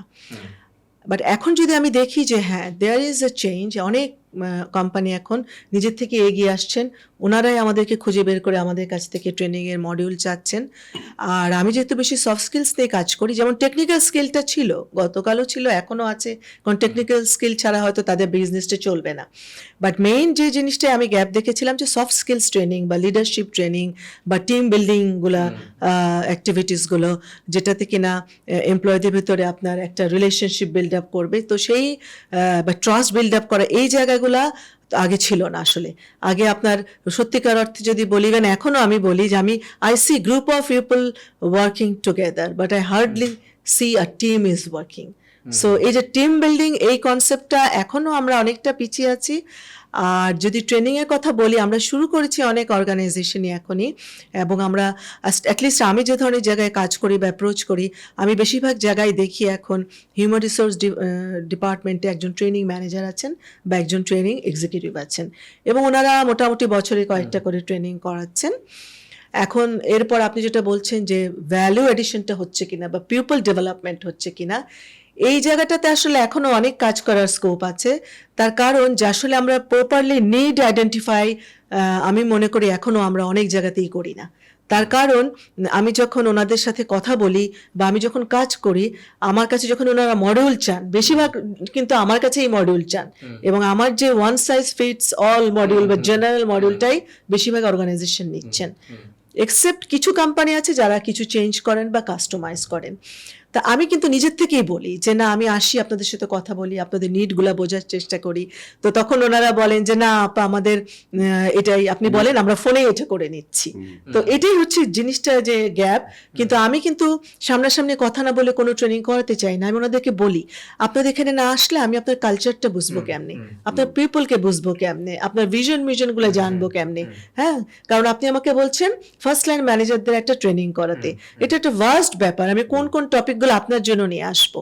তো সেই জায়গাগুলোতে অনেক জায়গায় আমরা প্রপার কোঅপারেশন পাই না, এবং যেসব জায়গায় পাই না, আমি নিজেই ফিল করি আসলে যে ট্রেনিংটা কতটুকু ভালো হলো বা হলো না, আমি ঠিক বুঝতে পারি। ট্রেনিং এর ইমপ্যাক্ট কিভাবে মেজার করা, আসলে ট্রেনিং দেওয়ার পরে সে অ্যাপ্লাই করছে কিনা, কতটুকু চেঞ্জ হয়েছে, এই ব্যাপারগুলো, এই জিনিসগুলো আসলে আমরা আমাদের এখানে এখনো আমরা যেভাবে কাজ করি, যে আদৌ এটা সে প্র্যাকটিস করছে কিনা, এইটা কিন্তু ওই পর্যন্ত আমাদেরকে ইনভলভ করাই হয় না মোস্ট অফ দ্য জায়গায়। বা ধরেন রিইনফোর্স করা, অনেক সময় আমি বলি যে এই ট্রেনিংটার একটা রিইনফোর্সমেন্ট, কারণ কোনো চেঞ্জ হচ্ছে ইজ আ স্লো প্রসেস। হ্যাঁ, এটা কিন্তু হঠাৎ করে চেঞ্জ হবে না। আপনি কারো কমিউনিকেশন স্কিল চেঞ্জ করতে চাচ্ছেন, আমার একটা ট্রেনিংয়েই তার কমিউনিকেশন স্কিলস চেঞ্জ হবে না। তার কারণ এটা যদি তাও একটু লেন্দি হয়, আমরা তাদের দিয়ে অনেক কিছু এক্সারসাইজ করাতে পারি, কিন্তু একদিন দুদিনের ট্রেনিং এ আসলে সে জানলো কিছু জিনিস। তো এটা প্র্যাকটিস করাতে হয়, হয় কোম্পানির এইচআর প্র্যাকটিস করাবে বা তাদের ট্রেনিং ডিপার্টমেন্ট করাবে বা তার লাইন ম্যানেজার করাবে, আর আমাদের ট্রেনারদেরকে ওনারা ইনভলভ করতে পারেন, তাহলে সেটার একটা আলাদা প্রোগ্রাম যে আমরা টাইম টু টাইম যে সেটার একটা ইম্প্যাক্টটা দেখবো, দরকার হলে যে জায়গাটায় ওনাদের গ্যাপ ওটা নিয়ে আবার কাজ করব, আবার কথা বলবো। তো এই যে সত্যিকার অর্থে আপনার স্কিল ডেভেলপমেন্টের যে স্টেপসগুলো, সেগুলোতে কিন্তু আমরা পুরোটা করি না এখন, আমরা শুধু হয়তো ট্রেনিংটা দিয়ে ছেড়ে দিচ্ছি, যার জন্য দেখা যায় যে অনেক ক্ষেত্রেই এটা বসে না, ক্যারেক্টারে বসতে হয়। আমি সবসময় বলি ট্রেনিং হচ্ছে নাচের মতো, নাচ যেরকম প্র্যাকটিস না করলে আপনার বসবে না মুদ্রাগুলা, আপনার হাতটা ঠিক মতো এরকম করে আপনি করতে পারবেন না কার্ভ। সো ট্রেনিংটাও তাই, এটা রিইনফোর্সমেন্ট, এটা প্র্যাকটিস, এটা একটা মাল্টি ডাইমেনশনাল ডিজাইন হওয়া উচিত। একটা ক্লাসরুম ট্রেনিং তো একটা অ্যাসেসমেন্ট সেন্টার, এরপর কিছু কুইজ বা টেস্ট, তারপরে ফলো আপ, তারপরে আপনি বসেন তাকে ফিডব্যাক দিতে আপনার এমপ্লয়িকে যে আসলে সে কত পার্সেন্ট ডেভেলপ করেছে এবং যে ইমপ্রুভমেন্টটা কতটুকু এবং গ্যাপটা কতটুকু, সেটা ফিল আপ করার জন্য দুজনে বসে একটা প্ল্যান করা উচিত। তো এই পর্যন্ত আসলে আমাদেরকে ইনভলভ করা হয় না, আমরা করতে পারি আমাদেরকে ইনভলভ করলে। কোম্পানিতে আপনি যখন কাজ হ্যাঁ, করেছেন, মাল্টিন্যাশনালস হয়, আমি বলছি লোকাল, এখন যেহেতু আমি লোকাল নিয়ে কাজ করছি। আর লোকালে কিছু কিছু হয় না তা না, কিছু ভালো ভালো local very professional company organizations আমাদের এখানে আছে। সংখ্যাটা কতটুকু? এক্সাক্ট সংখ্যাটা বলতে পারছি না, কারণ আমি হয়তো মাত্র কয়েকজনের সাথে কাজ করছি, আলী ভাই হয়তো কয়েকজনের সাথে কাজ করছেন, বাট এদের সংখ্যা এখনো কম। আরেকটা একটু ব্যাপারে আমি একটু বলতে চাই যে ইম্প্যাক্টটা আরো কেন পড়ে না অনেক ক্ষেত্রেই। ধরেন আপনি আমাকে ইনভাইট করলেন, ডাকলেন অ্যাজ এ ট্রেনার হিসাবে, তো এটা আমি একটু আপনার প্রোগ্রামের মাধ্যমে জানাতে চাই আমাদের দেশে যারা এইচআর প্রফেশনালসরা আছেন বা ট্রেনিং ম্যানেজার্সরা আছেন, যে একজন এক্সপার্টকে যখন আপনি মনে করবেন যে হুমায়রা শারমিন ট্রেনিং জানেন, ওনাকে দিয়ে একটা ট্রেনিং করাবো, ওনাকে আমরা ডাকছি, আমাকে কিন্তু কিছু বলতে দেন না। মোস্ট অফ দ্য টাইম ওনারা নিজেরা বলে আপনাকে এটা করতে হবে। এই যে আপনি জানেন যে আমি প্রেসক্রাইবড, আমি একজন ট্রেনার, তো সেখানে এটা কিছু কিছু ক্ষেত্রে, আমি কোনোটাই কিন্তু বলছি না সব ক্ষেত্রে হয়। সো আমি অনেক ক্ষেত্রে ফিল করছি যে আসলে এই জিনিসটা ঠিক হচ্ছে না বা এই টাইম ফ্রেমে এই টপিকগুলো যাবে না, তারপরেও কিন্তু সেখানে ওনারা আমাকে বলতে দেন না, যেটা হয় আমাদের এখানে ওয়ান ওয়ে কমিউনিকেশন। তো যারাও বা কাস্টমাইজ করছেন, সো ওখানে যদি বোথ ওয়ে কমিউনিকেশন হয়, আমিও যদি পার্ট অফ দ্য টিম হতে পারি, আমাকেও যদি করা হয়, সেখানে অ্যাড করা হয়, টিম ওয়ার্ক হলে তাহলে ভালো আউটপুট হয়। হ্যাঁ, সো আমি সবসময় বলি যে ট্রেনার এবং কোম্পানি যিনি রিপ্রেজেন্টেটিভ থাকে, there should be a team, এবং এটা আমাদের কয়েকবার বসতে হবে। আমরা কিছু আরো যত বসবো আমরা ইনসাইট ডেভেলপ করতে পারবো। সো ইনসাইট ডেভেলপমেন্ট অনেক সময় আমাদের অনলাইনে বা জাস্ট ইমেইলেই করতে হবে। আমি একটা কথা এই মুহূর্তে মনে পড়ছে যে হোয়াটস গেট মেজার্ড গেটস প্রোগ্রেসড। যেটা আসলে মেজার করা যায় না, মেজার হয় না, সেটা আসলে প্রোগ্রেস হয় না। আপনি আলোচনা শুনছিলেন, এই জায়গাটা একটু আমি একটু বলি। আসলে actually I'll come much harder than what Humaira has just said. Sure, most welcome. Because when you look at it, you have to look at a further point, not just something which is close to your place.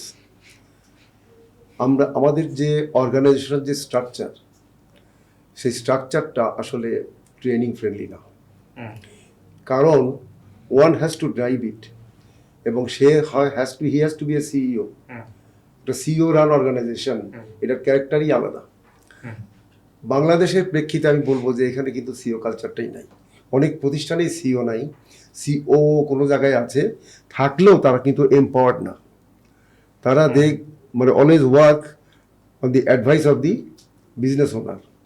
কিন্তু সমস্যা হলো গ্যাপগুলো জানে হলো এই CEO অথবা CEO, কোথায় কি কে fault করছে না করছে, কোথায় কি কাকে ইমপ্রুভমেন্ট দরকার, দে নো, কিন্তু তারা কিন্তু ডিসিশন মেকিংয়ে নাই।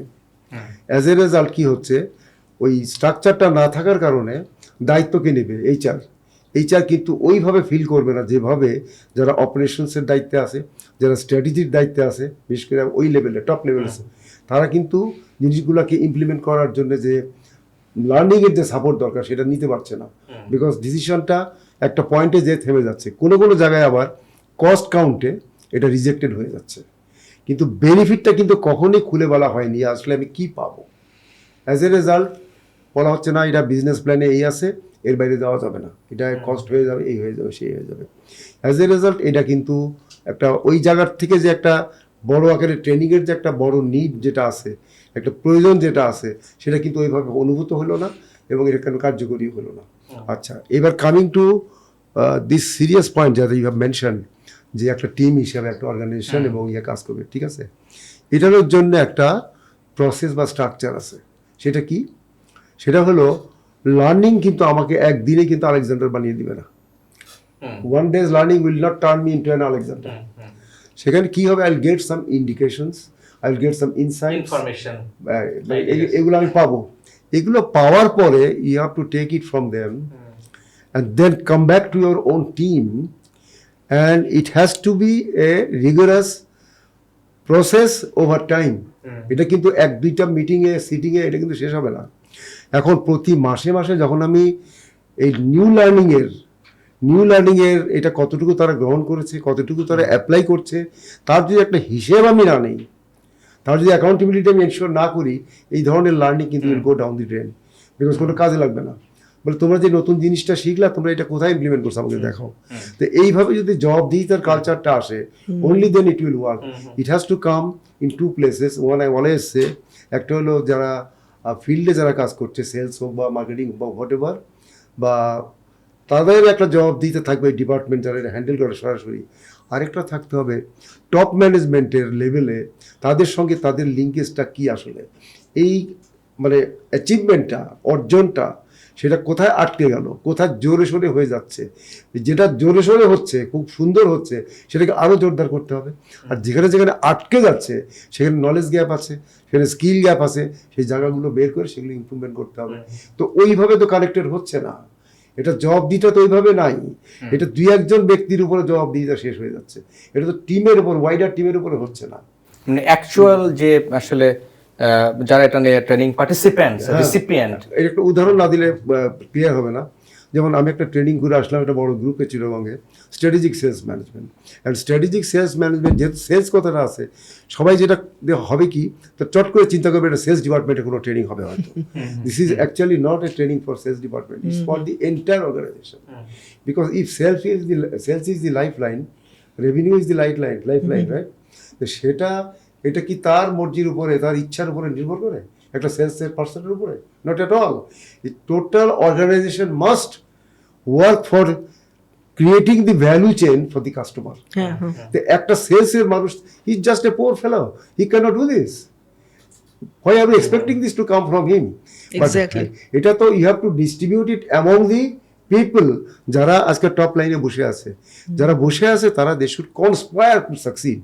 মানে যে আমি এখন ইন্সপায়ার করতে না পারলে কনস্পায়ার করবো টু সাকসিড, আমাকে সাকসেসফুল হইতেই হবে। তো করতে গেলে ওদেরকে সাপোর্ট করতে হবে, কাস্টমারকে সাপোর্ট করতে হবে। কাস্টমার সম্পর্কে মাঝখানে একটা আন্দোলন আসলো কি, এইচআরবিপি, এটার এগেনস্টে আমি করি না, আই ডোন্ট এগ্রি। আমার কতগুলো ডিপার্টমেন্ট আছে 6টা, তুমি একজনকে এইচআরবিপি বানিয়ে দিলা, বিজনেস পার্টনার, বাইকগুলো পার্টনার হবে না? ওদের কাজ নাই, ওদের প্রচুর কাজ আছে, সেই কাজগুলো কে করবে? ওই পার্টনারশিপটা কোত্থেকে আসবে? সে এটা হতে পারে এই যে এইচআর সেটাকে কমিউনিকেট করবে, তাদেরকে এনথিউজ করবে, ইন্সপায়ার করবে, first class. But direct responsibility is very different thing. তাদের নলেজ থাকতে হবে, রাইট, একেবারে মানে from the market, from the customer. সবাই যদি ওই অনুভবটা নিয়ে আসতে পারে, only then you can create customer delight. এখন কমার্শিয়াল অর্গানাইজেশনের কিন্তু ultimate is customer. If your customer is unhappy, God bless you, আমার ভবিষ্যৎ শেষ। আমার কাস্টমারকে আনহ্যাপি রেখে আমি পারবো না। শুধু এটা জাস্ট একটা উদাহরণ হিসেবে বললাম যে লার্নিংটা এখন অনেকটাই holistic. It is more about a whole, it's not about a part. আমরা এখন পার্ট নিয়ে বেশি দৌড়াদৌড়ি করছি, যে কারণে আমাদের এফেক্টিভনেস, অ্যাকাউন্টেবিলিটি ওইভাবে আসছে না, এবং ওই জবাবদিহিতা অ্যাট এভরি লেভেল এবং অ্যাজ এ টিম। এখানে কিন্তু ওই বেছে ডিপার্টমেন্ট এগুলো কম্পার্টমেন্ট এগুলো করতে গেলে কিন্তু হবে না। You have to take them together and ask for the accountability. তারা যদি ভালো করে রিওয়ার্ড দেম, কেউ যদি কোনো মানে কেউ স্পেশাল কিছু করে থাকে, সেলিব্রেট ইট। আমার কথা হলো যে এই সেলিব্রেশন, রিওয়ার্ডিং এবং corrections, it has to be a continuous process.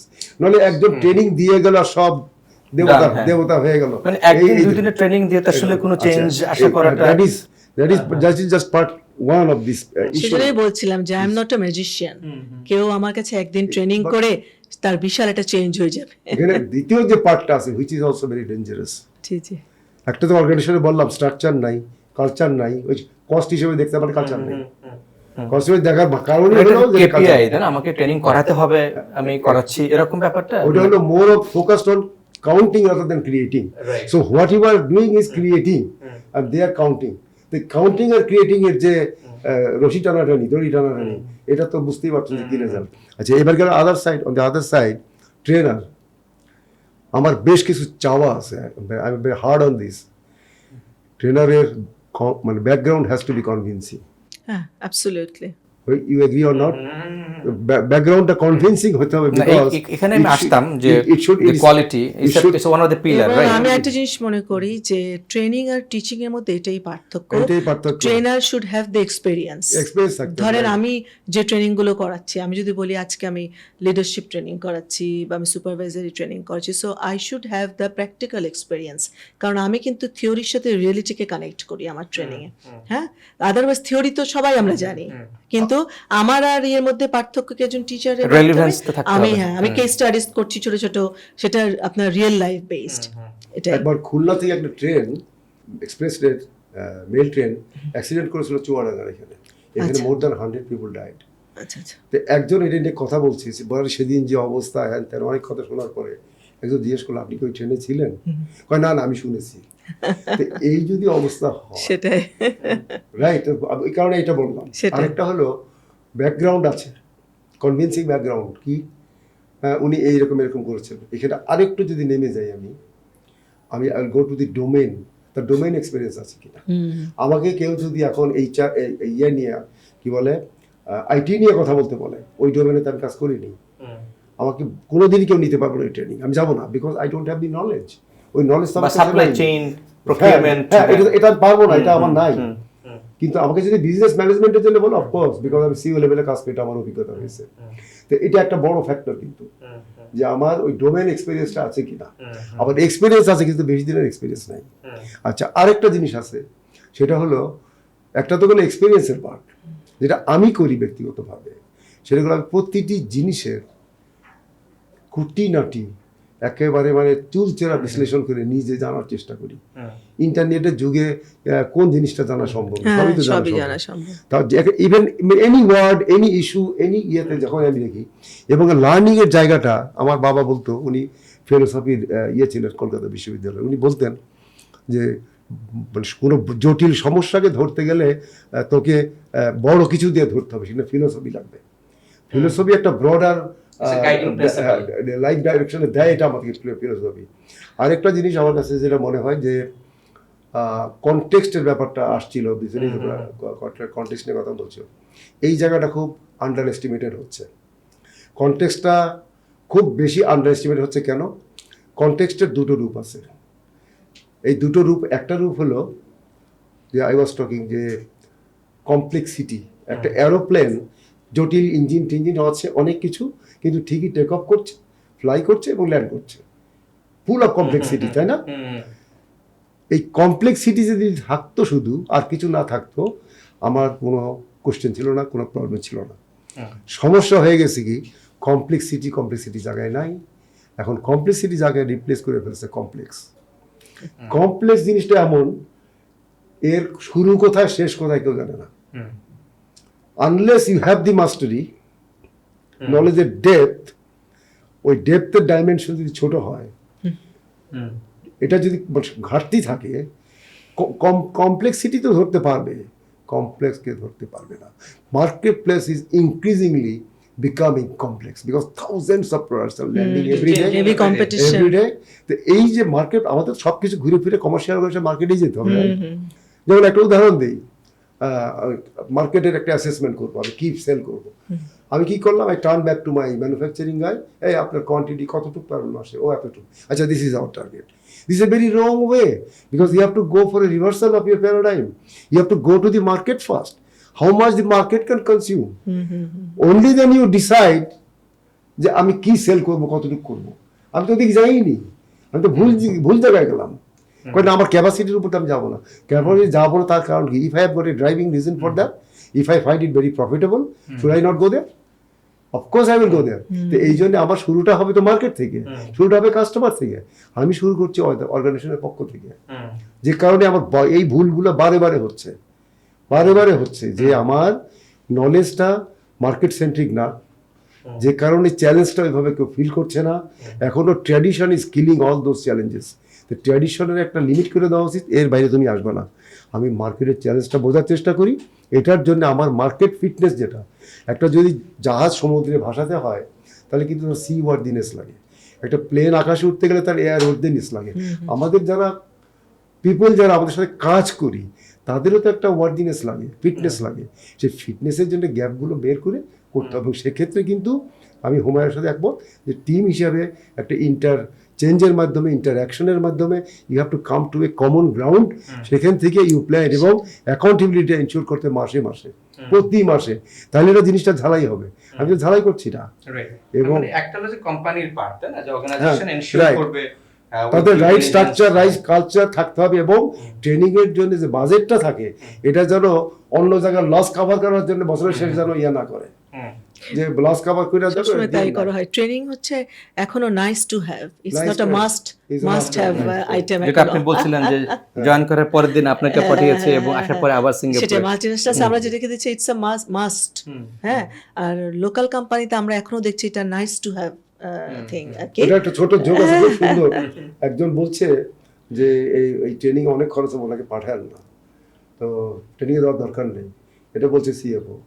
CF বলতেছে কেন, উনি তো কদিন পরে চাকরি ছেড়ে চলে যাবে, কমন কনসেপ্ট। তো তখন সিও বলতেছে ও তো খুব ভালো পারছে না, বলছে হোয়াট হ্যাপেন্স, ট্রেনিং দিলাম না, ও যদি থেকে যায়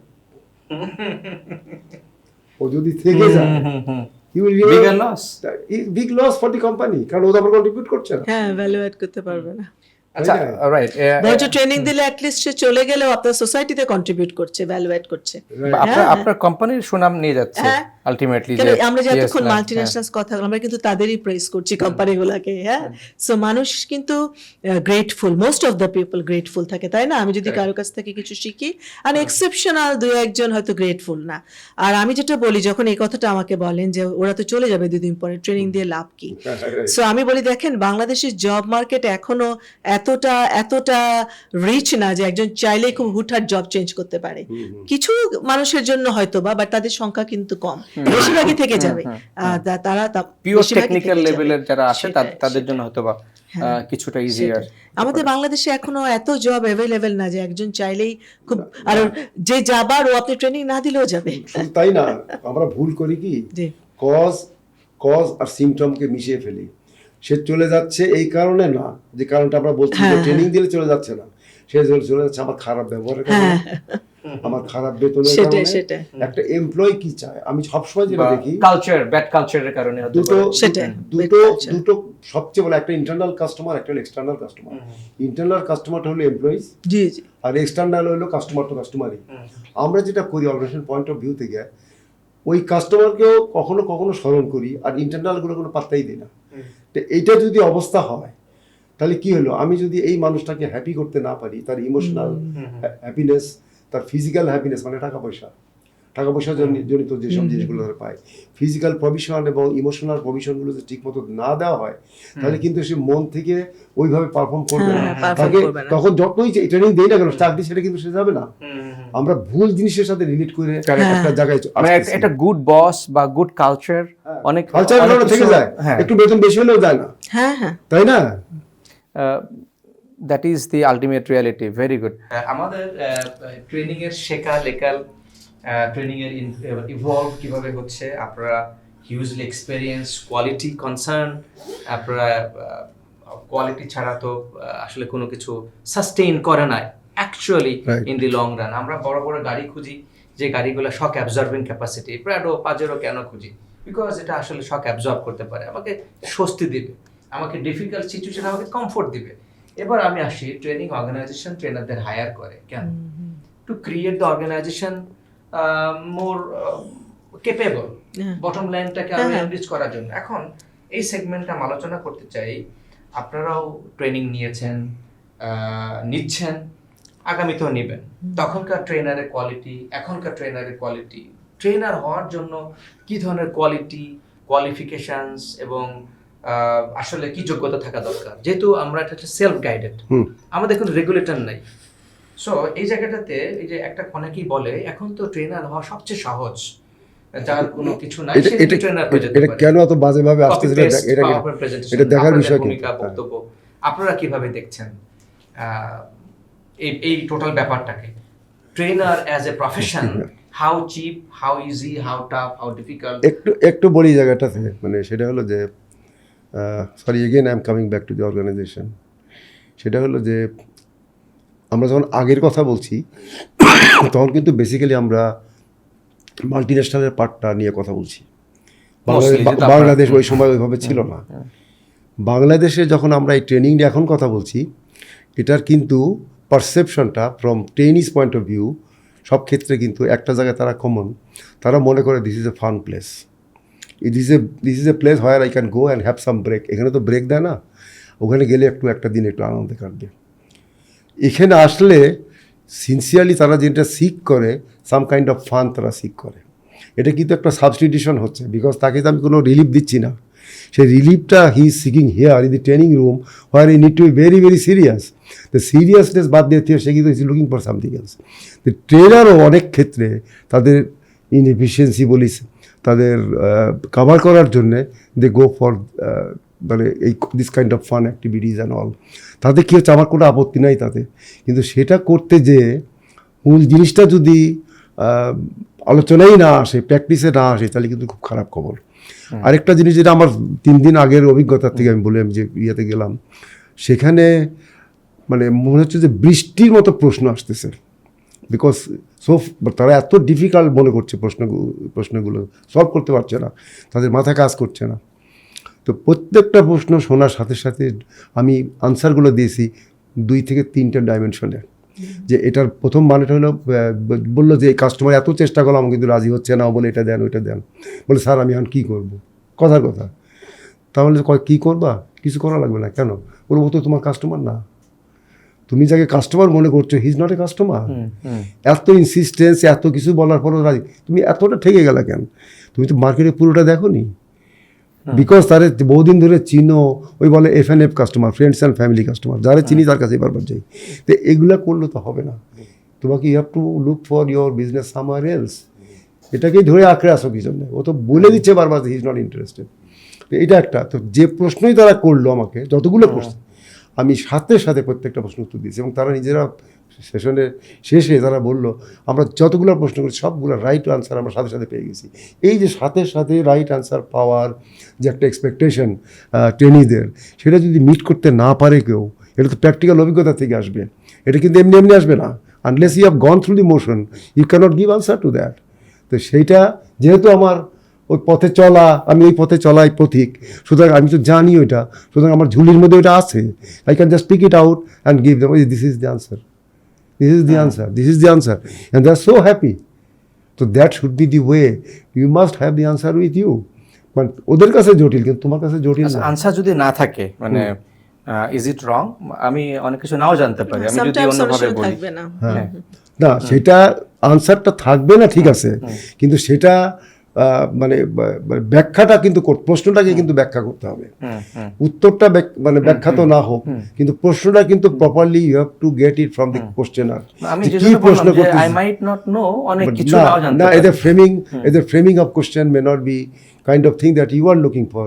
ওদের ফ্রেমিংয়ে যদি ইস্যু থাকে, you throw back 2-3 questions, only then come to the point that they are really that is the point. কোশ্চেনটা অনেক সময় মানে অস্পষ্ট বা দুর্বোধ্য হতে পারে ফ্রেমিংয়ের কারণে। সেই জিনিসটা একটু তাকে বরং একটু হেল্প করলে, যে তুমি কি এটা বলতে চাচ্ছ, তুমি কি এটা বলতে চাচ্ছ, এটা বলতে চাচ্ছ, তখন সে খুলে বলবে। So there is the trainers jurisprudence or trainers prudence or trainers wisdom. হ্যাঁ, তাকে ফার্দার ডিগিং করে জিনিসটা একটু বের করতে হবে, একটু কষ্ট করতে হবে আর কি, মানে আমি রেডিমেড আবার যেটা করি, আমি সবসময় ট্রেনিং এর প্রথমে এক্সপেকটেশনস একটা বললে একটা জিনিস নিয়ে, তখন আমি তাদেরকে এটা বলি যে দেখো আমি হয়তো একা সব প্রশ্নের উত্তর জানি না, কারণ আমি সব কিছু জানি না, বাট অ্যাজ এ টিম আমরা এখানে কেউ না কেউ রেসপন্ড করতে পারবো, so feel free to ask your question. আমি যদি অ্যান্সার করতে নাও পারি, আই এম শিওর এখানে কেউ না কেউ আমরা করতে পারবো, সো অ্যাজ এ টিম কিন্তু আমরা আমাদের নলেজটাকে মানে ওইটা রাইট, আই অ্যাকচুয়ালি রেসপেক্ট। আপনি যেটা বলছিলেন দ্যাট ইজ অলসো কারেক্ট, যে আসলে experience versus copy paste and power point presentation, আমার যে qualitative trainer and qualitative content and qualitative delivery backed by experience, তাহলে তো অফকোর্স ইটস এ সোনায় সোহাগা। না, ওইটা কিছু কিছু শব্দ আছে ওগুলোর ব্যবহার, অতিরিক্ত ব্যবহার হচ্ছে, এগুলো ওভার ইউজ টার্মস, এগুলাকে it has got a blinding effect on the তারা বুঝলেও না, ইএস করে হেসে দিল, this yes actually doesn't mean anything, মানে আমার দিক থাকে, হ্যাঁ হ্যাঁ ঠিক বলছে, এরকম শুনছি জানো কোথায়, এরকম বাট একটা ধোঁয়াশার ভিতরে থেকে গেল, কারণ যিনি বলছেন উনিও ধোঁয়াশার মধ্যেই আছেন, বাট উনি কাভার আপ করে ফেলেছেন, ক্যামোফ্লেজ করে ফেলেছেন, ওনার যে ইনএবিলিটি টু কাম ব্যাক, সেই জিনিসটা উনি ঢাকা দিয়ে দিচ্ছেন। এই জায়গাটা কিন্তু আমার কাছে একটা অপরাধের মতো মনে হয়, যে এই কাজটা কেন করবে, মানে আমি স্বীকার করতে পারলাম না, বা আসলে যে মানে আমার ওই কারেজ নাই যে actually sorry I do not know, I need to come back and check. আপনি কিভাবে দেখছেন যে the industry, the quality point of view থেকে, from the trainer's point of view? আচ্ছা, আমি যেটা বলছিলেন যে আগের সেকালের ট্রেনাররা কেমন ছিলেন বা এখনকার ট্রেনাররা, সেকালে আমরা যেটা দেখেছি যারা আমাদের ট্রেনিং নিতেন আমাদের কোম্পানিতে হোক বা আমাদের কোম্পানি থেকে বাইরে থেকে এসে, তো সেকালে তো আসলে এখনকার মতো এত টেকনোলজি ছিল না, মানে content was not a click away, কিন্তু ওনাদেরকে পড়াশোনা করে স্টাডি করে ওনারা দেখতাম। ইভেন আমার এখনও মনে আছে স্যানোফিতে যিনি আমাদের ট্রেনিং ম্যানেজার ছিলেন, ওনাকে আমরা প্রফেসর ডাকতাম, হ্যাঁ, বিকজ উনি এত পড়াশোনা করতেন, ওনার রুমে গেলেই আমরা দেখতাম প্রচুর বইপত্র, কারণ ওনাকে বইপত্র পড়ে ঘেটে ঘেটে জিনিসগুলো বের করতে হতো। আর এখন যেটা হচ্ছে যে everything is a click away, even আপনি দেখবেন কিছু কিছু রেডিমেড মডিউল পাওয়া যাচ্ছে, এবং আমি কারো দেখি কোনো ট্রেনারের হুবহু, যেমন আমরাও দেখি না তা না, অবশ্যই আমরাও অন্য মডিউল দেখি বা অন্য দেশে কীভাবে হচ্ছে সেটা দেখি, সেখান থেকে আমরা কাস্টমাইজ করি বা কোম্পানি ওয়াইজ বা আপনার হায়ারার্কি ওয়াইজ আমরা সেভাবে মডিউলগুলোকে ডিজাইন করি। টেকনোলজি আমাদেরকে অনেক হেল্প করে, গুগল আমাদেরকে অনেক হেল্প করে, কিন্তু কাউকে যখন আমরা দেখি যে হুবহু এটা কপি পেস্ট করে, তখন আর কি মনে হয় যেন এটা খুব ইজি হয়ে গেছে হয়তো তাদের জন্য, বা খুব হুবহু যদি ওটাকে আপনি ডেলিভারি দিতে চান উইদাউট হ্যাভিং এনাফ নলেজ, ওটা কিন্তু আপনার বোঝা যায়, হ্যাঁ, এটা একটা ব্যাপার। আরেকটা ব্যাপার আমরা এখন বেশি দেখছি যে হ্যাঁ, কিছু কিছু ট্রেনিং হতে পারে আপনার অনেক বেশি ফান, যেমন আপনি যদি কোনো একটা ট্রেনিংয়ের টপিক থাকে, আপনার একটা অ্যানুয়াল রিট্রিট, আপনি কোনো কক্সবাজারে গেলেন শুধু টিম বিল্ডিং, সো সেটাতে আপনি অনেক গেম অনেক কিছুর মাধ্যমে এটা শেখাতে পারেন। কিন্তু কিছু কিছু ট্রেনিং থাকে যে, বা বেশিরভাগ ট্রেনিংয়ে কিন্তু আসলে শুধুমাত্র ফান হলে হবে না, আপনি ফান একটা পার্ট থাকতে পারে, আমরা যেটা বলছিলাম অ্যাম্বিয়েন্স ক্রিয়েট করবার জন্য, কিন্তু আমাদেরকে ডিপে ঢুকতে হবে। কিন্তু এখন আমরা ডিপে ঢুকতে পারি না দুটা কারণে। একটা কারণে যেটা আলী ভাইও বলছিলেন যে অনেক সময় যিনি শোনেন আমাদের কথা পার্টিসিপেন্টসদের ভিতরে, এখন আমাদের সময় যেরকম আমরা কিন্তু আমার মনে হয়, জানি না এটা সবসময় মনে হবে যে আমাদের সময়টাই ভালো ছিল, এখনকার সময় ঠিক না, কিন্তু আমাদের যে একটা ট্রেনিংয়ের বসবা একটা সিরিয়াসনেস ছিল, হ্যাঁ, তো এখন আমরা যেটা দেখি যে যারা সামনে আছেন তাদের ভেতর থেকে আমরা অনেক সময় সেই ইন্টারেস্টটা পাই না, বা যাদেরকে ওখানে চুজ করা হয় সেটা বিভিন্ন কারণ হতে পারে। যেমন আমি যদি একটা কারণ বলি, আমি অনেক জায়গায় যেয়ে দেখি আমাকে হয়তো বলছেন আমাদের মিড লেভেল ম্যানেজারের জন্য আপনি ট্রেনিং নিতে আসবেন, বা আপনি সিনিয়র ম্যানেজার এখন একজন সিনিয়র ম্যানেজারের যখন আমি মডিউলটা ডিজাইন করব, সেটা নিশ্চয়ই এন্ট্রি লেভেল মডিউলের মতো না, সো সেটার মধ্যে কিন্তু অনেক ডেপথ থাকে, কিছু থিওরি থাকে, কিছু ফিলোসফি থাকে, কেসগুলো হয়তো। তা আমি দেখি যারা সামনে বসে আছেন ওরা মোটেও ইন্টারেস্ট পাচ্ছে না, তার কারণ তাদের লোকাল কোম্পানিদের ডেজিগনেশনগুলো অনেক সময় এভাবে দেওয়া হয়, তাকে দিয়ে দেওয়া হচ্ছে সিনিয়র ম্যানেজার, কিন্তু আসলেও হয়তো এন্ট্রি লেভেল ম্যানেজারের মতোই, হ্যাঁ, তখন স্কেল ডাউন করতে হয় আপনাকে, হ্যাঁ, এটা খুব বেশি করতে হয়। আমি দেখেছি যখন আমি নিজে কথা বলি না, অনেক সময় হয় না যে অন্য কারো মাধ্যমে ট্রেনিং পাচ্ছি আমি, বা ধরেন কোনো একটা ট্রেনিং অর্গানাইজেশন তারা কোনো ট্রেনিং করেছে, আমাকে সেখানে ট্রেনার হিসেবে নিয়ে যাচ্ছে, তারা হয়তো আমাকে বলছে আমাদের এখানে আজকে সিনিয়র লেভেলের একজন, ইভেন বলছে জিএম ওনার ডেজিগনেশন কার্ড সবই জি, এম সরি টু সে, কিন্তু আমি যদি ওই প্রোফাইলের একটা ট্রেনিং কন্টেন্ট নিয়ে যাই, আমি দেখছি যে ওইটা ওনার সাথে কমিউনিকেট করা আমার খুব ডিফিকাল্ট, তখন আমাকে ইনস্ট্যান্টলি স্কেল ডাউন করতে হয়। হ্যাঁ, এটা একটা এখনকার দিনে আমি এটা খুব দেখতে পাই।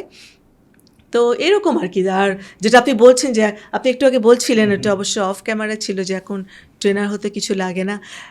এটা কিছু কিছু ক্ষেত্রে আমরা দেখছি যে কোনো জিনিসেরই আসলে হয় মাশরুম গ্রোথ বলে একটা কথা আছে। তো আমার যেটা মনে হয় যে কোনো বিজনেস যখন শুরু হয় ওটা একটা মাশরুম গ্রোথ কিন্তু হয়, বাট লাস্টলি কিন্তু টিকে থাকেন তারাই যারা কম্পিট করতে পারেন এবং যারা ওইটাতে রিয়েলি রাইট পারসন। হ্যাঁ, এরকম আপনি দেখবেন যে কোনো বিজনেস, আমাদের দেশে ফার্মাসিউটিক্যালসের একটা মাশরুম গ্রোথ হয়েছিল, কিন্তু আসলে মানে টপ 10-20 কিন্তু বিজনেস করছে। আমাদের ব্যাংকের একটা মাশরুম হ্যাঁ, গ্রোথ সবকিছুরই একটা মাশরুম গ্রোথ আছে। আমাদের অ্যাপারেল ইন্ডাস্ট্রির যখন একটা ট্রেন্ড আসে, যেহেতু ট্রেনিংটা এখন মানে আমি বলবো যে ইন্ডাস্ট্রিটা ইমার্জিং ইন্ডাস্ট্রি ইন বাংলাদেশ, এবং কোম্পানি বুঝতে পারছে এখন যে পিপলের প্রতি ইনভেস্ট করলে আসলে এটা ইট পেইজ অফ। হয়তো বা একটু সময় লাগে, আর এখন যেহেতু অর্গানাইজেশনগুলো কোম্পানিগুলো সব নেক্সট লেভেলে, আমাদের সময় হয়তো একটা কোম্পানিতে টোটাল একটা ফার্মাসিউটিক্যালসে আমি দেখেছি 1000-1200 এমপ্লয়ি ছিল, এখন সেখানে 5000, 6000, 10,000। সো হিউজ এমপ্লয়ি নিতে গেলে আপনাকে এই লার্নিং অ্যান্ড ডেভেলপমেন্টকে আপনার এনকারেজ করতেই হবে। এখন সেই জন্য আপনার এই যে যারা ট্রেনার হতে চাচ্ছেন, আমি তাদেরকে যেটা বলি যে ঠিক আছে, ভেরি গুড, আপনার এটা একটা ভালো প্যাশন, বাট এটাকে পড়াশোনা করতে হবে, চর্চা করতে হবে, এবং ইটস নট দ্যাট যে আমরা খুব হালকার উপর দিয়ে যাব। আরেকটা কারণ হালকার উপর দিয়ে যেতে হয় আমাদের কেন, আমি যেটা বলছিলাম আপনাকে, যে যেমন রিসেন্টলি আমার কিছু ট্রেনিংয়ের অভিজ্ঞতা হচ্ছে, ট্রেনিংটা হওয়া উচিত 3 দিন বা 5 দিন, সেটা আমাকে স্কুইজ ইন করে 2 দিন। যখন আমি বললাম কিছু টপিক তাহলে আমি বাদ দিয়ে দিই, ওটাতে ওনারা রাজি হচ্ছেন না। তাহলে কি হচ্ছে, সেম আমাকে সবই একটু একটু টাচ করতে হচ্ছে। পার্টিসিপেন্টস হয়তো দিয়ে রেখেছেন 40 জন, এখন সবার সাথে পার্টিসিপেট করতে গেলে আমার সময়, আমি হয়তো যেটার জন্য 1 ঘন্টা রেখেছিলাম, দেখা যাচ্ছে আমি টাইমেও পিছিয়ে যাচ্ছি, আবার তাদেরকে কিন্তু আমি অ্যাডিকুয়েটলি সময়ও দিতে পারছি না, আমি জাস্টিস করতে পারছি না, কিন্তু সে বলতে চাচ্ছে অনেক কিছু। এই কারণেও কিন্তু আমাদের ট্রেনিংগুলো খুব অনেক ট্রেনিং হালকা হয়ে যাচ্ছে। তার মানে ট্রেনারকে না বলার সেক্ষেত্রে একটা রোল আছে কিনা, যে চ্যালেঞ্জ করার, অথবা পোলাইটলি যে how can we make the training more effective and empowering for the participants.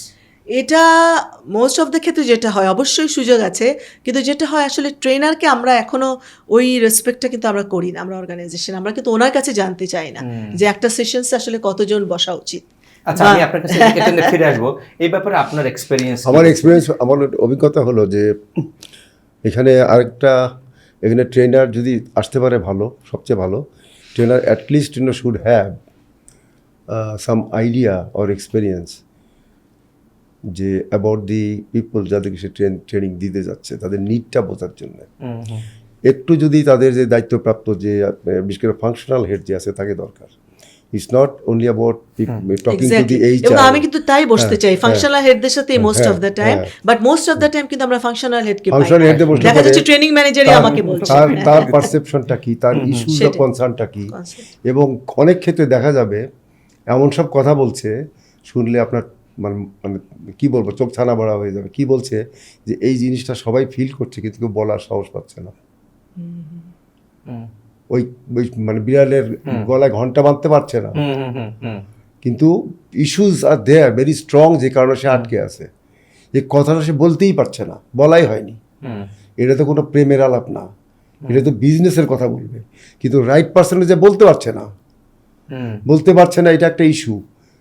তাকে ওইটা তো বলতে হবে, এবং বলার জন্যে সেখানে you need in many cases যেটা হয় এটা যদি আরেকটা হেল্প লাগে, ট্রেনার নিজে ওইভাবে আসে না, পরবর্তীতে কোনো প্রোগ্রাম করে না, প্রি বা পোস্ট, সেক্ষেত্রে যেটা করতে পারে, দের ইজ অ্যানাদার কমিউনিটি যারা এটার সঙ্গে জড়িত, তারা হলো consultants. Because consultants understand the language of the trainers faster than others. তারা কিন্তু জিনিসটাকে, তাদের একটা দায়িত্ব থাকবে এটা রেজাল্ট ক্রিয়েশনের, এবং রেজাল্ট ক্রিয়েট করতে গেলে নলেজটা তো লাগবে। সেই নলেজটা ঠিক মানে কতটুকু এটা মানে আমি বলবো যে রেলেভেন্ট, কতটুকু irrelevant, only that consultant can say, because he is a practical person. যদি আমার ওই লেভেলের এক্সিকিউটিভ না থাকে, সিও না থাকে, সেক্ষেত্রে 4 মাস 6 মাসের জন্য you can hire a consultant, you can set the terms, মানে পুরো জিনিসটাকে স্টার্ট দি বল রোলিং এবং বলে this is the way you should work, এই করা উচিত, এটা করা উচিত, এইভাবে এটা অ্যাকাউন্টেবিলিটি আনতে হবে, এইভাবে এই জিনিসটা বুঝতে হবে, স্ট্রাকচারটা এরকম হবে, এই যে কথাগুলো বলা এবং right in front of the business owners, consultant যে ভাষায় যেভাবে কথাগুলো বলতে পারবে একজন বিজনেস এক্সিকিউটিভ ওইভাবে বলতে পারবে না, তার সাহসী গুলাবে না। তো যখন এটা সে সরাসরি বলবে is listening to a consultant, তখন কিন্তু জিনিসটা এই ট্রায়াঙ্গেলটা is very important. Functional head বা অর্গানাইজেশন হেড সিও লেভেলের, নট ওনার, এদিকে হলো এমপ্লয়ি এবং কনসালটেন্ট, এরা যখন একটা দায়িত্ব নিবে এবং এটার মানে রেজাল্ট বা ওই আউটকামের কথা যেটা আমরা বলছি সেটার একটা পূর্ণতা পাবে এবং সেটা অর্জনটা হতেই হবে, এখানে ভুলের কোনো সুযোগ নেই। এই তিনজন স্ত্রী মানে এটা কোনো ডেভিলস ট্রায়াঙ্গেল না, এটা একটা খুব আমি বলবো যে খুব প্রয়োজনীয় একটা triangle that we must maintain. এই জায়গাটা কনসালটেন্সিটা ওইভাবে জমে নেই, কিন্তু এটা জমা উচিত, বিকজ আমাদের প্রচুর ভেটারান আছে না যারা রিটায়ার করে গেছে বা তারা তো জানে, তাদের কাছ থেকে অফকোর্স যারা interested they can come to this profession. আমি মনে করি যে এখানে আমি কিন্তু নিজে খুব successfully I have done it. এই যে ট্রেনিং, কনসাল্টিং এবং এক্সিকিউটিভ আমি তিনটা একসঙ্গে করেছি, তিনটা কাজ আমি একসঙ্গে করেছি এবং এটা মজা পেয়েছে, because at the end of the day I must create the outcome that I am planning, এবং সেই আউটকামটা কিন্তু অর্ডিনারি কোনো আউটকাম না, ইট has to be an extraordinary outcome. আমরা করি অল্পতে খুশি হয়ে যাই, এই জায়গায় আমার আপত্তি আছে, ঘোর আপত্তি আছে। That brings my final question of this conversation. আমি জাস্ট একটু শেয়ার করতে চাচ্ছিলাম, যেমন ধরেন আমরা কিন্তু বিজনেস প্ল্যান খুব মনোযোগ দিয়ে করি, যেটা আমি সবসময় বলি যে I can connect your business plan with your people plan. Strategic business plan আমরা অনেক করি, কিন্তু স্ট্র্যাটেজিক পিপল প্ল্যানটা আমরা প্রপোর্শনাল এবং এক্সিকিউশন প্ল্যানটাও।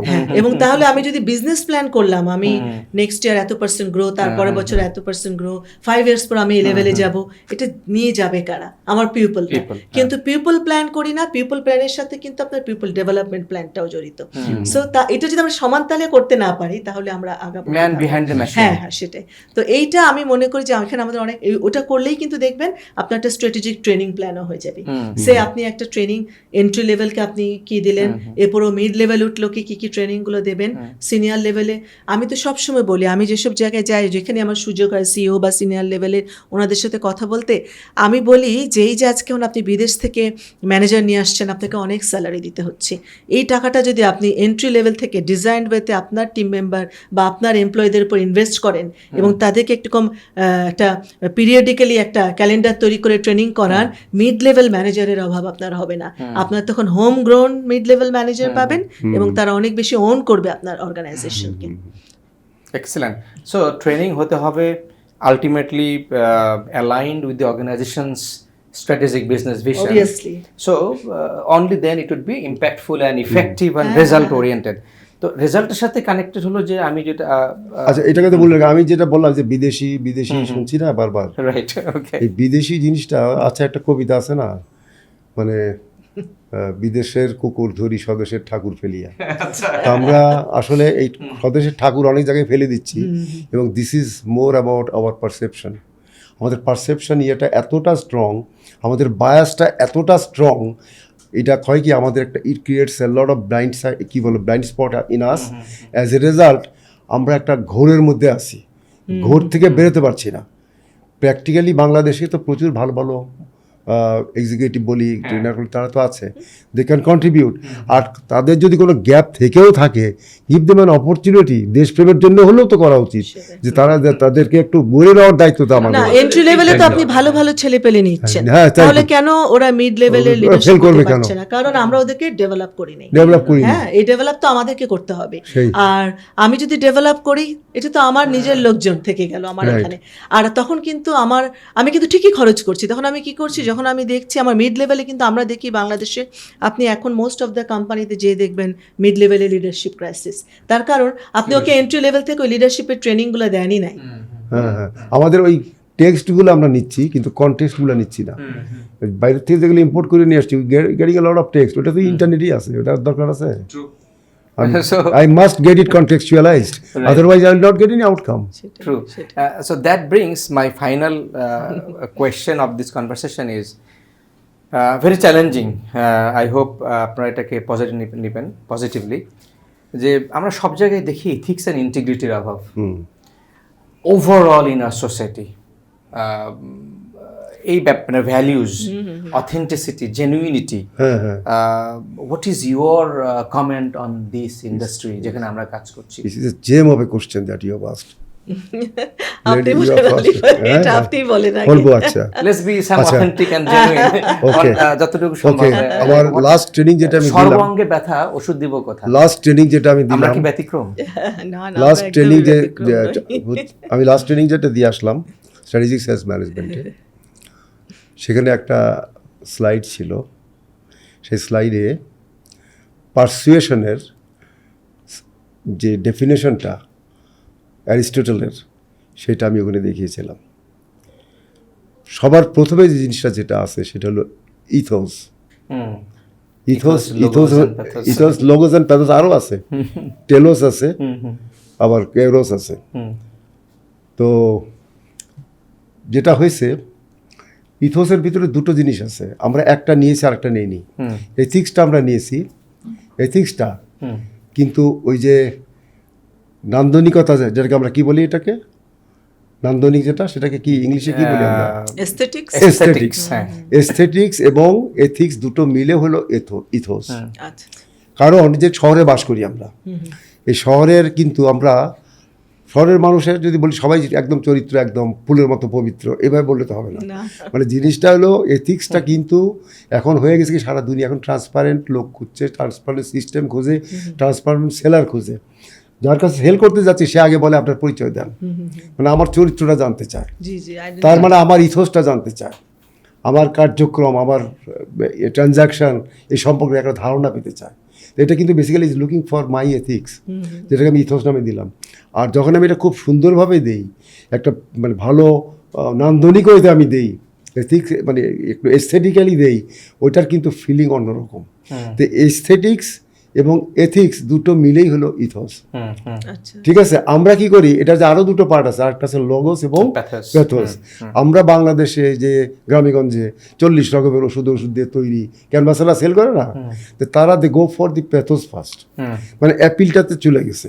বাট অ্যাপিলের আসল দুইটা জিনিস কিন্তু তারা কিন্তু আমলেই নিচ্ছে না। একটা হলো আমার এথিক্স, আর একটা হলো লোগোস, মানে ফিচার্স, কোয়ালিটি, এটার গুণাগুণ, এটা হলো লোগোসটা। তো লোগোস আর এথিক্স ছাড়াই শুধু অ্যাপিল আমারটা কিনেন, আমারটা কিনেন, আমারটা কিনেন, বা পারসুয়েশন খালি সেলসের লোক করে না, সবাই যার যার ওয়ার্ক প্লেসে করে। তাহলে পারসুয়েশন তো করছে। পারসুয়েশনে দেখা গেছে যে out of this 3 element, one is very strong, which is around 80-90%। The rest two থাকলেও থাকতে পারে, না থাকলেও থাকতে পারে। আজকে কেন মেড ইন জাপান বললে সাথে সাথে কিনে, মেড অ্যাজ জাপান বললে কিনে না?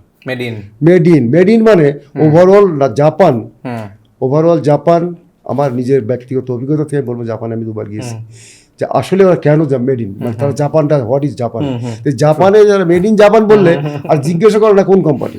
ট্রু, আমি লাইভ এক্সাম্পল, এই চশমার ফ্রেমটা একটা জাপানিজ কোম্পানি, আমি যেখান থেকে কিনেছি ওদের কাছে, Japanese brand, homegrown brand.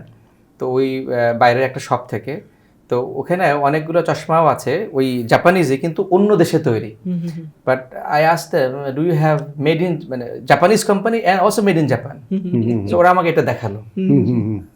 So I agree with you, and I have taken this one because it's made in Japan because of this factor.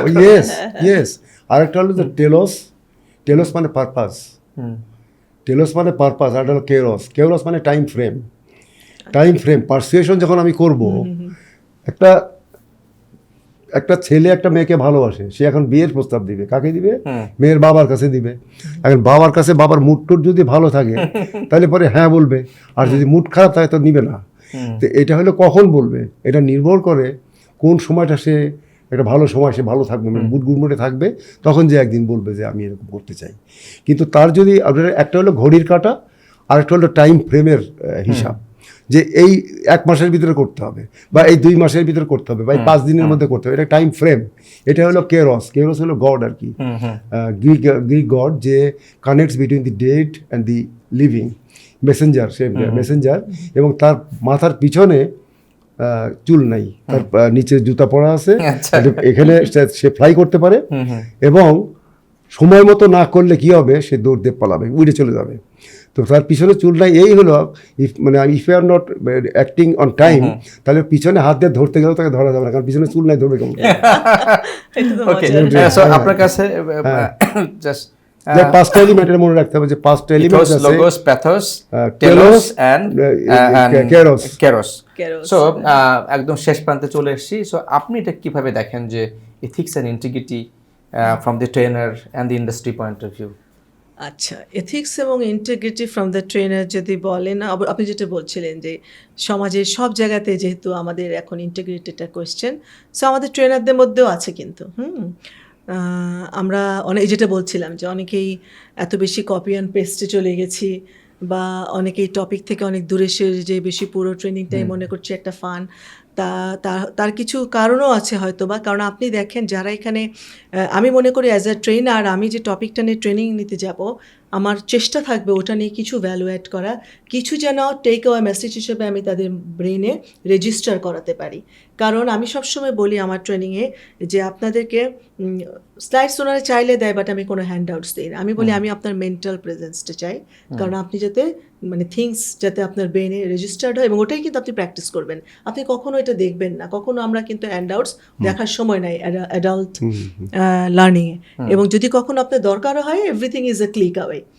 কিন্তু আমরা যেটা দেখতে পাই যে আপনি যদি আমাকে বলেন, এখন আমরা কিছু কিছু ট্রেনিং দেখতে পাচ্ছি যে আমরা, বা আমি শুনতে পাই, দেখার থেকেও কিছু আমি দেখেছি, কারণ আমার তো সব ট্রেনারেতে বসা হয় না, বাট কিছু কিছু ফিডব্যাক আমি পাচ্ছি বিভিন্ন জায়গা থেকে, যে আমরা মেইন টপিক থেকে সরে যেয়ে ফান পার্টটা খুব বড় করে ফেলছি। এটার একটা কারণ আছে, যারা সামনে বসে থাকেন audience, they are also resistant to learn. এখন তাদেরকে কি করে আমরা লার্নিং এ এনকারেজ করবো সেটা করতে পারি, এবং ওইটা করলে আমার কেন জন্য মনে হয়, এটা একান্তই আমার ব্যক্তিগত, যে তারা যখন আসে, কোম্পানি যখন অ্যাসাইন করে, তারা এটা একটা ডিউটি মনে করে অনেক সময় আসেন, এবং ওই টাইমটায় তাদেরকে যদি, আমি অনেককে দেখি অনেক বেশি এদিক সেদিক মন, আমি যদি মাঝে মধ্যে তাদেরকে একটু বলে আনতে চাই ট্রেনিংয়ের ভিতরে বিভিন্ন ওয়ার্কশপ দিয়ে, আমি অনেক মনোযোগ দিয়ে দেখি, অনেকে এটা এনজয় করে না। তো সে যেহেতু এনজয় করে না, আপনি যদি তখন অ্যাজ আ ট্রেনার ট্রিকি হয়ে, বা আপনি যদি তাকে এনজয়মেন্টের ভেতরে ফেলে দিতে পারেন, আপনার ফিডব্যাকটা ভালো আসে, দেন আপনি কিন্তু সেই ট্রেনিংটা পাবেন। কারণ সবসময় হচ্ছে পার্টিসিপেন্টসদের একটা ফিডব্যাক নেওয়া হয়। So there R some participants, যাকে আপনি ঝামেলাও ফেলবেন না, বেশি কিছু শেখাতেও চাইবেন না, তাকে দিয়ে বেশি কিছু প্রেজেন্টও করাবেন না, বা জাস্ট ফান হালকা পাতলার উপর দিয়ে চলে গেল, ও সুন্দর আপনাকে ফিডব্যাক দিয়ে গেল। তো সেই জন্য আমি অনেক সময় বলি যে এই যে পার্টিসিপেন্টস ফিডব্যাক নেগেটিভ আসা মানেই সবসময় যে একজন ট্রেনার খারাপ, তা কিন্তু নয়, কিন্তু অনেক সময় যেটা এখন আমি জানি না কোম্পানিগুলো এটাকে কীভাবে দেখে, বাট আমি এভাবে দেখি, কারণ আমি খেয়াল করেছি, যেহেতু আসলে আমি এটা কেন শুধু ট্রেনিং করলে হয়তো বা আমি এতটা আমার এই ধরনের ধারণা হতো না, কিন্তু যেহেতু আমি একটা ট্রেনিং বিজনেস চালিয়েছি, অনেক ট্রেনার আসতেন আমার ওখানে ট্রেনিং নিতেন, সো আমার এই অবজারভেশনগুলো আছে যে পার্টিসিপেন্টস ফিডব্যাকটা নিয়ে আমরা সবসময় বেশি ওয়ারিড থাকি অনেক ট্রেনার, যে কোনোভাবে এটা পজিটিভ আসতে হবে, এটা ভালো আসতে হবে, এটা ভেরি গুড আসতে হবে। তার কারণ আমরা ওইটা আবার ওনাকে ফিডব্যাক দিতাম, ট্রেনারদের ইয়েগুলো দেখতাম। তো সেই জন্য আমি মনে করি যে আমি কতটা শেখাতে পারছি, পার্টিসিপেন্টসকে আমি এনগেজ করার ট্রাই করি, এবং আমি টপিকের ভেতরে থেকে, হ্যাঁ একটা না বেশিক্ষণ কনসেন্ট্রেট করা যায় না, that is also true. So কিছুক্ষণ পর আমি হালকা পাতলা কিছু যেটা টপিক রিলেটেড আমি কিছু ফান করতে পারি, কিন্তু ইট শুড নট বি এরকম যে আমার ভালো রেটিং পাওয়ার জন্যই ব্যাক অফ দ্য মাইন্ড যদি ওটা থাকে, বা আমি অনেক বেশি টপিক থেকে সরে যেয়ে, বা আমি অনেক ইজি সলিউশন জাস্ট একটা কপি পেস্ট করে নিয়ে আসলাম, এই জিনিসগুলো আমার মনে হয় একটু খেয়াল করা উচিত আমাদের সবার। বাট আমরা সবই দেখবো, অবশ্যই good things can always be copied, but ওটার ভিতরে একটা জেনুইনিটি থাকতে হবে। আপা বলছিলেন, এবং সেখানে নিশ্চয়ই আপনি কিছু অ্যাড করতে চান। হ্যাঁ, সেটা হলো যে আমার কাছে মনে হয় যে if you want to go forward in style and having content, দুটোই, আমাদের স্টাইল থাকে তো কন্টেন্ট থাকে না, কন্টেন্ট থাকে তো স্টাইল থাকে না, তো সেটার যদি একটা প্রপার কম্বিনেশনে আমাদেরকে মুভ করতে হয়, তাহলে যেটা করতে হবে, আমাদের একটা অর্গানাইজেশন ওয়াইড একটা অ্যাওয়ারনেস ডেভেলপ করতে হবে, এবং এটার ফ্রেমিং এবং অ্যাকাউন্টেবিলিটি এবং ইমপ্লিমেন্টেশন এগুলো যদি করা যায়, এবং রেজাল্টটাকে যদি ভিজিবল করা যায় টু দি বিজনেস ওনার্স, তারা অবশ্যই রাজি হবে। তারা এমন মানুষ না যে তারা unreasonable people, they will not agree. এবং এখানে হিউম্যান রিসোর্স ডিপার্টমেন্টের একটা হিউজ রোল আছে, সিওদের একটা বড় রোল আছে। যার রোল থেকে তারা যদি কাজ করে একটা দায়িত্ববোধ দিয়ে, এই দেশে ট্রুলি আমরা একটা ভালো একটা ট্রেনিং কালচার তৈরি করতে পারবো। এবং শুধু ট্রেনিং দিলে হবে না, ট্রেনিং মানে রিয়েলাইজেশনের জন্য আমাদের রিভিউগুলো ঠিকমতো করতে হবে, অ্যাকাউন্টেবিলিটিটা ঠিক করতে হবে এবং রিওয়ার্ড ম্যানেজমেন্টটা ঠিক করতে হবে। এগুলো যদি না করি, শুধু ট্রেনিংয়ে কিন্তু মানুষ উদ্বুদ্ধ হবে না এবং রেজাল্টের জন্য আসবে না। কারণ এক্সাইটমেন্ট যদি না আসে তাহলে এনার্জিটা আসবে কোত্থেকে? এটা তো ইমোট মানে হলো ইট পুশেস ইউ ফরওয়ার্ড। তো ইমোশনাল ইনভলভমেন্টটা, এনগেজমেন্টটা আসবে তো এক্সাইটমেন্ট থেকে, জানার আনন্দ, পারফরমেন্সের আনন্দ এবং সবার সাথে কাজ করার আনন্দ। এটাই কিন্তু ট্রেনিং কিন্তু তাকে ওই এনার্জিটা সাপ্লাই করবে যে ইয়েস আমি তোমাকে এনার্জি দিচ্ছি, ইউ মুভ ফরওয়ার্ড। এটা কিন্তু একটা অলরাউন্ড এবং একটা ভিজিবল একটা বেনিফিটটাকে ভিজিবল করতে হবে টু অল। সেটা যারা এমপ্লয়ি তারাও করবে, যারা বিজনেস ওনার তারাও করবে, কাস্টমার করবে, সবার ভিতরে কিন্তু একটা অন্যরকমের অনুভূতি আসবে। It is very important. তাছাড়া তো আমি আর কোনো পথ দেখি না এখানে। আর যারা ট্রেনিং, একটা লাস্ট কথা যেটা বলবো, যারা আমরা ট্রেনিংয়ে যাচ্ছি, আমাদের authentic the point that you raised, আমাদের যদি রেলেভেন্ট, একটা সিওকে জিজ্ঞেস করেছিল একটা শব্দে বলেন একটা সিওর মেন কাজ কী, তার উত্তর উনি বলেছিলেন যে রেলেভেন্স। তা আমাদের জিনিসগুলোকে আমরা যদি রেলেভেন্ট করতে না পারি, তাহলে পরে কিন্তু আমার যদি অভিজ্ঞতা বা ওই ইনসাইট না থাকে, I should not choose that subject for my training. এই সততাটা আমি আশা করব আমাদের ট্রেনারদের কাছে। আজকাল দেখছি যে যাদের কোনো অভিজ্ঞতা নাই তারা এমন বিষয় নিয়ে কথা বলছেন, প্রথমেই ধাক্কা খাচ্ছি যে আমি তো জানি তার প্রোফাইল। এই জিনিসগুলো সতর্ক হওয়া উচিত। কি আমি যদি ধরে নেই যে আমি দেখছি না, জানছি না, বুঝছি না, সেটা এক কথা। যে এনিওয়ে আই জাস্ট মানে পার হয়ে যাব, এই জিনিসটা পার হয়ে যাওয়ার ব্যাপার না। জিনিসটা আরও সিরিয়াসলি দেখো, বরং আমি যেগুলো জানি সেগুলো আরও সুন্দরভাবে করি, তার ভিতরে একটা বিউটি নিয়ে আসি, তার ভিতরে একটা রেজাল্ট নিয়ে আসি, ওইভাবে যে নতুন করে কাজ করি, অফকোর্স ভালো রেজাল্ট উইল কাম। এইভাবে সো ফাইনাল আমরা ক্লোজিংয়ে যেটা আসলে ইন দিস ইরা যে টেকনোলজি চেঞ্জ, আমরা সবাই এখন দেখছি AI, everything is actually transforming. So considering that aspect, what do you see our industry? Thank you. আসলে এখন হচ্ছে পুরা আপনার রোবট এবং হচ্ছে ডেটা সায়েন্স আর এআই সব জায়গাতেই এগুলো নিয়ে কথা বলছে এবং আমরা দেখছি যে ইন্ডাস্ট্রিগুলো কিন্তু নিজে থেকে সেভাবে তৈরি করছে। এটা সময়েরই একটা দাবি, কারণ হচ্ছে এত বড় হয়ে যাচ্ছে আমাদের ইন্ডাস্ট্রিগুলো এবং এত ডেটা, এত হিউম্যান রিসোর্স, তো এগুলো তো আসলে হিউম্যান মাথায় রাখা সম্ভব না। সো আমাদের আর্টিফিশিয়াল ইন্টেলিজেন্স হেল্প নিতেই হবে। তো এটার সাথে কিন্তু আর্টিফিশিয়াল ইন্টেলিজেন্সের সাপোর্ট যদিও বা নেই। যেমন ধরেন হিউম্যান রিসোর্সের ক্ষেত্রে যদি বলি, হিউম্যান রিসোর্স ম্যানেজমেন্টের যদি দুটো পার্ট থাকে, একটা হচ্ছে হিউম্যান রিসোর্সের যদি দুটো পার্ট থাকে, তাহলে একটা হচ্ছে বলা হচ্ছে হিউম্যান রিসোর্স ম্যানেজমেন্ট আর একটা human resource development. Human resource ম্যানেজমেন্টটা আপনি এআইকে দিয়ে দিতে পারবেন। আপনার কতজন এমপ্লয়ি আছেন, সকালে কয়টার সময় অফিসে ঢুকছেন, কয়টার সময় বেরোচ্ছেন, তাদের পে রোলটা কি, তাদের সব অ্যানালিটিক্সগুলো, কে কবে ছুটি নিচ্ছেন। কিন্তু হিউম্যান রিসোর্স ডেভেলপমেন্টের পার্টটা কিন্তু আপনার এমপ্লয়ের উপরেই থাকবে। অনলাইন করা যেতে পারে, বাট কেউ না কেউ একজন, কারণ কি ট্রেনিং হচ্ছে আপনার শুধু রেকর্ডেড ভার্সন দিয়ে, তাও একজন হিউম্যানই বলতে হবে। এটা ঠিক এআই দিয়ে ট্রেনিংটা আমি এখনো খুব একটা দেখি না যে একজন রোবট আপনাকে ট্রেনিং দিবে। তার কারণ হচ্ছে আপনি রোবট তো আপনার সেট করে, আপনাকে থামাচ্ছে এজন্যই, রোবট যদি আপনার মতো করেই কথা বলে, রোবট যদি আপনারই লোক থাকে, রোবটের কাছে যদি আপনার সব ইনফরমেশন দেওয়া থাকে, রোবট তো আপনারই কথা বলবে এবং মানুষ বুঝতেও পারছে না। আমি রিসেন্ট দেখলাম Marshall Goldsmith introduced AI Marshall Goldsmith. It has every information and people are, even Marshall himself consulting with his robot.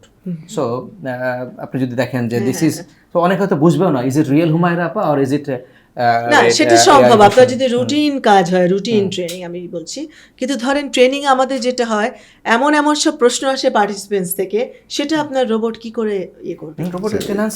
সব ডেটা কিভাবে দেওয়া সম্ভব? যদি হয় তাহলে হয়তো বা আমি এই জায়গাটা তো অবশ্য আমি এখনো এটা নিয়ে এখনো আমি খুব না, but you see it could go right, মানে অন্তত এতটুকু তো আপনি দেখতে পাচ্ছেন যে কারেন্ট কনটেক্সটে যে যে না কিছু রুটিন ট্রেনিং করা যাবে, যেমন ধরেন আমি যদি বলি একটা ফার্মাসিউটিক্যাল কোম্পানিতে যখন আপনি একজন মেডিকেল রিপ্রেজেন্টেটিভকে রিক্রুট করেন তাকে 1 মান্থ কিছু ট্রেনিং দিয়ে থাকেন, ওগুলা হচ্ছে আপনার কোম্পানির নিজস্ব অনেক কিছু থাকে, অলমোস্ট সেট কিছু জিনিস, হ্যাঁ সেটার অ্যান্সারগুলো কোশ্চেনগুলো কিন্তু আপনি জানেন কারণ পার্টিসিপেন্টসরা একই প্রোফাইলের, সো আপনি সেই ডেটাগুলো ইনপুট করে দিলেন আপনার রোবট সব অ্যান্সার করতে পারবে।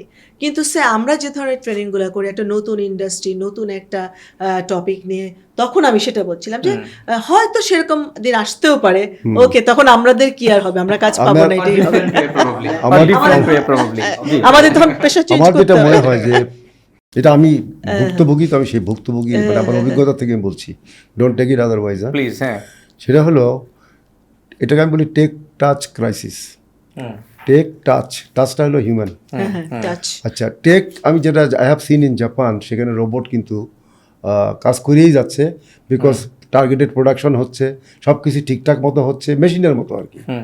কিন্তু when you work in a human environment, ওটা কিন্তু অনেকটা মেশিন এনভায়রনমেন্ট, একটা ম্যানুফ্যাকচারিং। বাট হিউম্যান এনভায়রনমেন্ট আমি দেখেছি যে অনেক জায়গায় ট্র্যাকিং করে, কে কে কোথায় কোন দোকানে গেল, কোথায় গিয়ে গেল, কতক্ষণ কথা বললো, এগুলো সব রেকর্ড হচ্ছে, তুমি এখানে কেন কতক্ষণ ছিলা, এটা ছিল এটা ছিল। আমার কাছে মনে হয় এই জিনিসটা is a killer thing that you are doing, you are killing your own chances of good results. Because এই মানুষটার বিষয়ে আমি পুলিশের দায়িত্ব নিয়ে নিছি, আই এম ডুইং পুলিশিং করে তাকে এমনভাবে তার আমার নজরের মধ্যে রাখলাম, তাকে কিন্তু হিউম্যান হিসেবে আমি ট্রিট করছি না, ওই মেশিনটা ফ্যাক্টরি মেশিনটাকে আমি মার্কেটে নিয়ে আসছি। এবং আমি কিন্তু আমার ধরার বুদ্ধি কিন্তু অন্যরকম, আমি বরং এক্সাইটমেন্ট দিয়ে, পারফরমেন্সের এক্সাইটমেন্ট দিয়ে, সাপোর্ট দিয়ে, কী করলে তুমি সাকসেসফুল হবা সেটা আমি দিয়ে দিচ্ছি, এবং এই করবা এবং তুমি পারবা, কথার কথা। এবং মাসের শেষে যে আমি যখন রিভিউ করব, আমি দেখব কে পারলো কে পারলো না, যে পারলো না কেন পারলো নাই ভাই, আমি how can I help you করলে দেখা যাবে যার করার কথা ছিল 5 সে অলরেডি 7 করে বসে আছে, কারণ সে এতটাই এক্সাইটেড হয়ে গেছে যে এটা কিন্তু কখনোই ওই মানে কোথায় কোথায় গেল আর কি করলো, এই মনিটরিংটা এটা হাইলি একটা নেগেটিভ জিনিস, এবং এটা আমি কখনো করি না, এবং I was highly successful in not doing this. তো আমার কথা হলো অ্যাপ্লিকেশনের জায়গাটা একটু কনসিডার্ড হওয়া উচিত, শুধু র্যান্ডম করলে কিন্তু রিস্কি হয়ে যাবে। মানে এটা এটা আমাকে কি দিচ্ছে, স্পিড দিচ্ছে, এক্সাক্ট এটা স্পিড দিচ্ছে, প্রেসিশন দিচ্ছে, রাইট, কনভিনিয়েন্স দিচ্ছে, 3টে জিনিস পাচ্ছি আমি। এটা I'm very much grateful to this technology, but technology it has a limit also. Don't push it everywhere, because then random application এ কিন্তু ঝামেলা হয়ে যাবে, এইটাই আমার কথা। All right. So ultimately, technology is actually capturing a lot of aspect in a lot of industries. So আমার যেটা মনে হয় যে why not, এবং আমি দেখতে পাচ্ছি ওখানে অলরেডি অনেকগুলো বড় বড় কোম্পানি তারা মেশিন লার্নিং নিয়ে এসছে, recorded learning plus big learning প্ল্যাটফর্মে তারা আসলে সাবস্ক্রিপশন বেস চলে যাচ্ছে। সো রিসেন্টলি মার্শাল গোল্ডস্মিথ যেটা ইউজ করছে, এবং আমি দেখতে পাচ্ছি আসলে প্রত্যেকটা মানুষেরই আসলে একটা এআই ভার্সনও কিন্তু আসলে রিজেনারেটিভ করা হচ্ছে, জেনারেট করা হচ্ছে, যেখানে তার সাথে ইনপুট দেওয়া আছে। So this is coming, if not today maybe tomorrow, if not soon, if not later, but maybe sooner.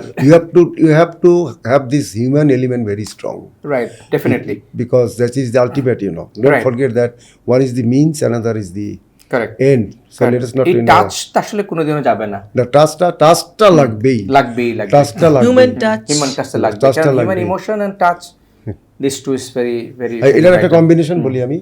একটা দেখা গেল যে রেজাল্ট চলে আসছে মাস শেষ হওয়ার সাথে সাথে, তখন কি করলেন, বেস্ট পারফরমেন্স যে করলো, প্রোডাকশনে হতে পারে, সেলসে হতে পারে, HR বা অন্য কোথাও, ফিগারটা দেখা মাত্রই সিও কি করলো, বললো আমার যে গাড়ি পার্কিংয়ের জায়গাটা এই বেস্ট পারফর্মারকে এই মাসের জন্য দিয়ে দাও। তাহলে কি হলো, টেকনোলজি থেকে ইনফরমেশন নিল, ডিসিশন মেকিং এ হেল্প করবে, ডিসিশনটা দিয়ে দিল, এবং যে জিনিসটা করলো সেটা কিন্তু হাইলি মানবিক, যে একে আমি কিভাবে এলিভেট করব তার পারফরমেন্সের জন্য, বাট দুইটা কিন্তু কানেক্টেড হয়ে গেল। আমি যদি এটা কনফ্লিক্ট আকারে চিন্তা করতে থাকি তাহলে তো হবে না, আর সাবস্টিটিউট আকারে চিন্তা করতে তাহলে কিন্তু হবে না। সাবস্টিটিউটও না, কনফ্লিক্টিংও না, এটা কিন্তু কমপ্লিমেন্টারি। দ্যাট ইজ হাউ আমাদের ফ্রেমিংটা যেন ওইভাবে হয়, ইউজের ফ্রেমিংটা, যে একটা আরেকটাকে হেল্প করছে, কিন্তু একজন আরেকজনের প্রতিদ্বন্দ্বী বানায় ফেলতে হবে না। এইটা তাহলে তো এটা ঠিক হলো না তাহলে। Alright, alright, thank you. আমরা অনেক কথা বললাম, আশা করি আপনাকেও ধন্যবাদ। অনেক মজার আড্ডা হলো। থ্যাংক ইউ খুব আপা ভালো ফর ইউর লাগলো। টাইম। আপনাকে অনেক Thank you so ধন্যবাদ, much. আলী ভাইকে অনেক ধন্যবাদ। না ভাই, আর আসি, অফকোর্স আমাদের আমরা- অডিয়েন্স যারা এতক্ষণ ধরে শুনলেন এবং শুনেছেন, আশা করি এখান থেকে আপনারা অনেক কিছুই পেতে পারেন যদি পাওয়ার মতো আপনার ওপেন মাইন্ডেড থাকে। যদি ভালো লাগে সেটা অ্যাপ্লাই করবেন, যেটা ভালো লাগবে না সেটা আপনি ছুঁড়ে ফেলে দিবেন। That is your own touch, Yes. Own emotion. But আমাদেরকে সামনে এগিয়ে যেতেই হবে with all those that we have talked about. Finally comes towards the value. Ultimately আমরা কি আসলে ভ্যালু ড্রিভেন, আর আমরা আসলে ethics, integrity and purpose driven. Purpose driven কিনা, with all of Outcome driven. outcome driven কিনা. Right. So finally I want to thank you for hearing with us, for being with us, and for showing the patience. Thank you. Thank you.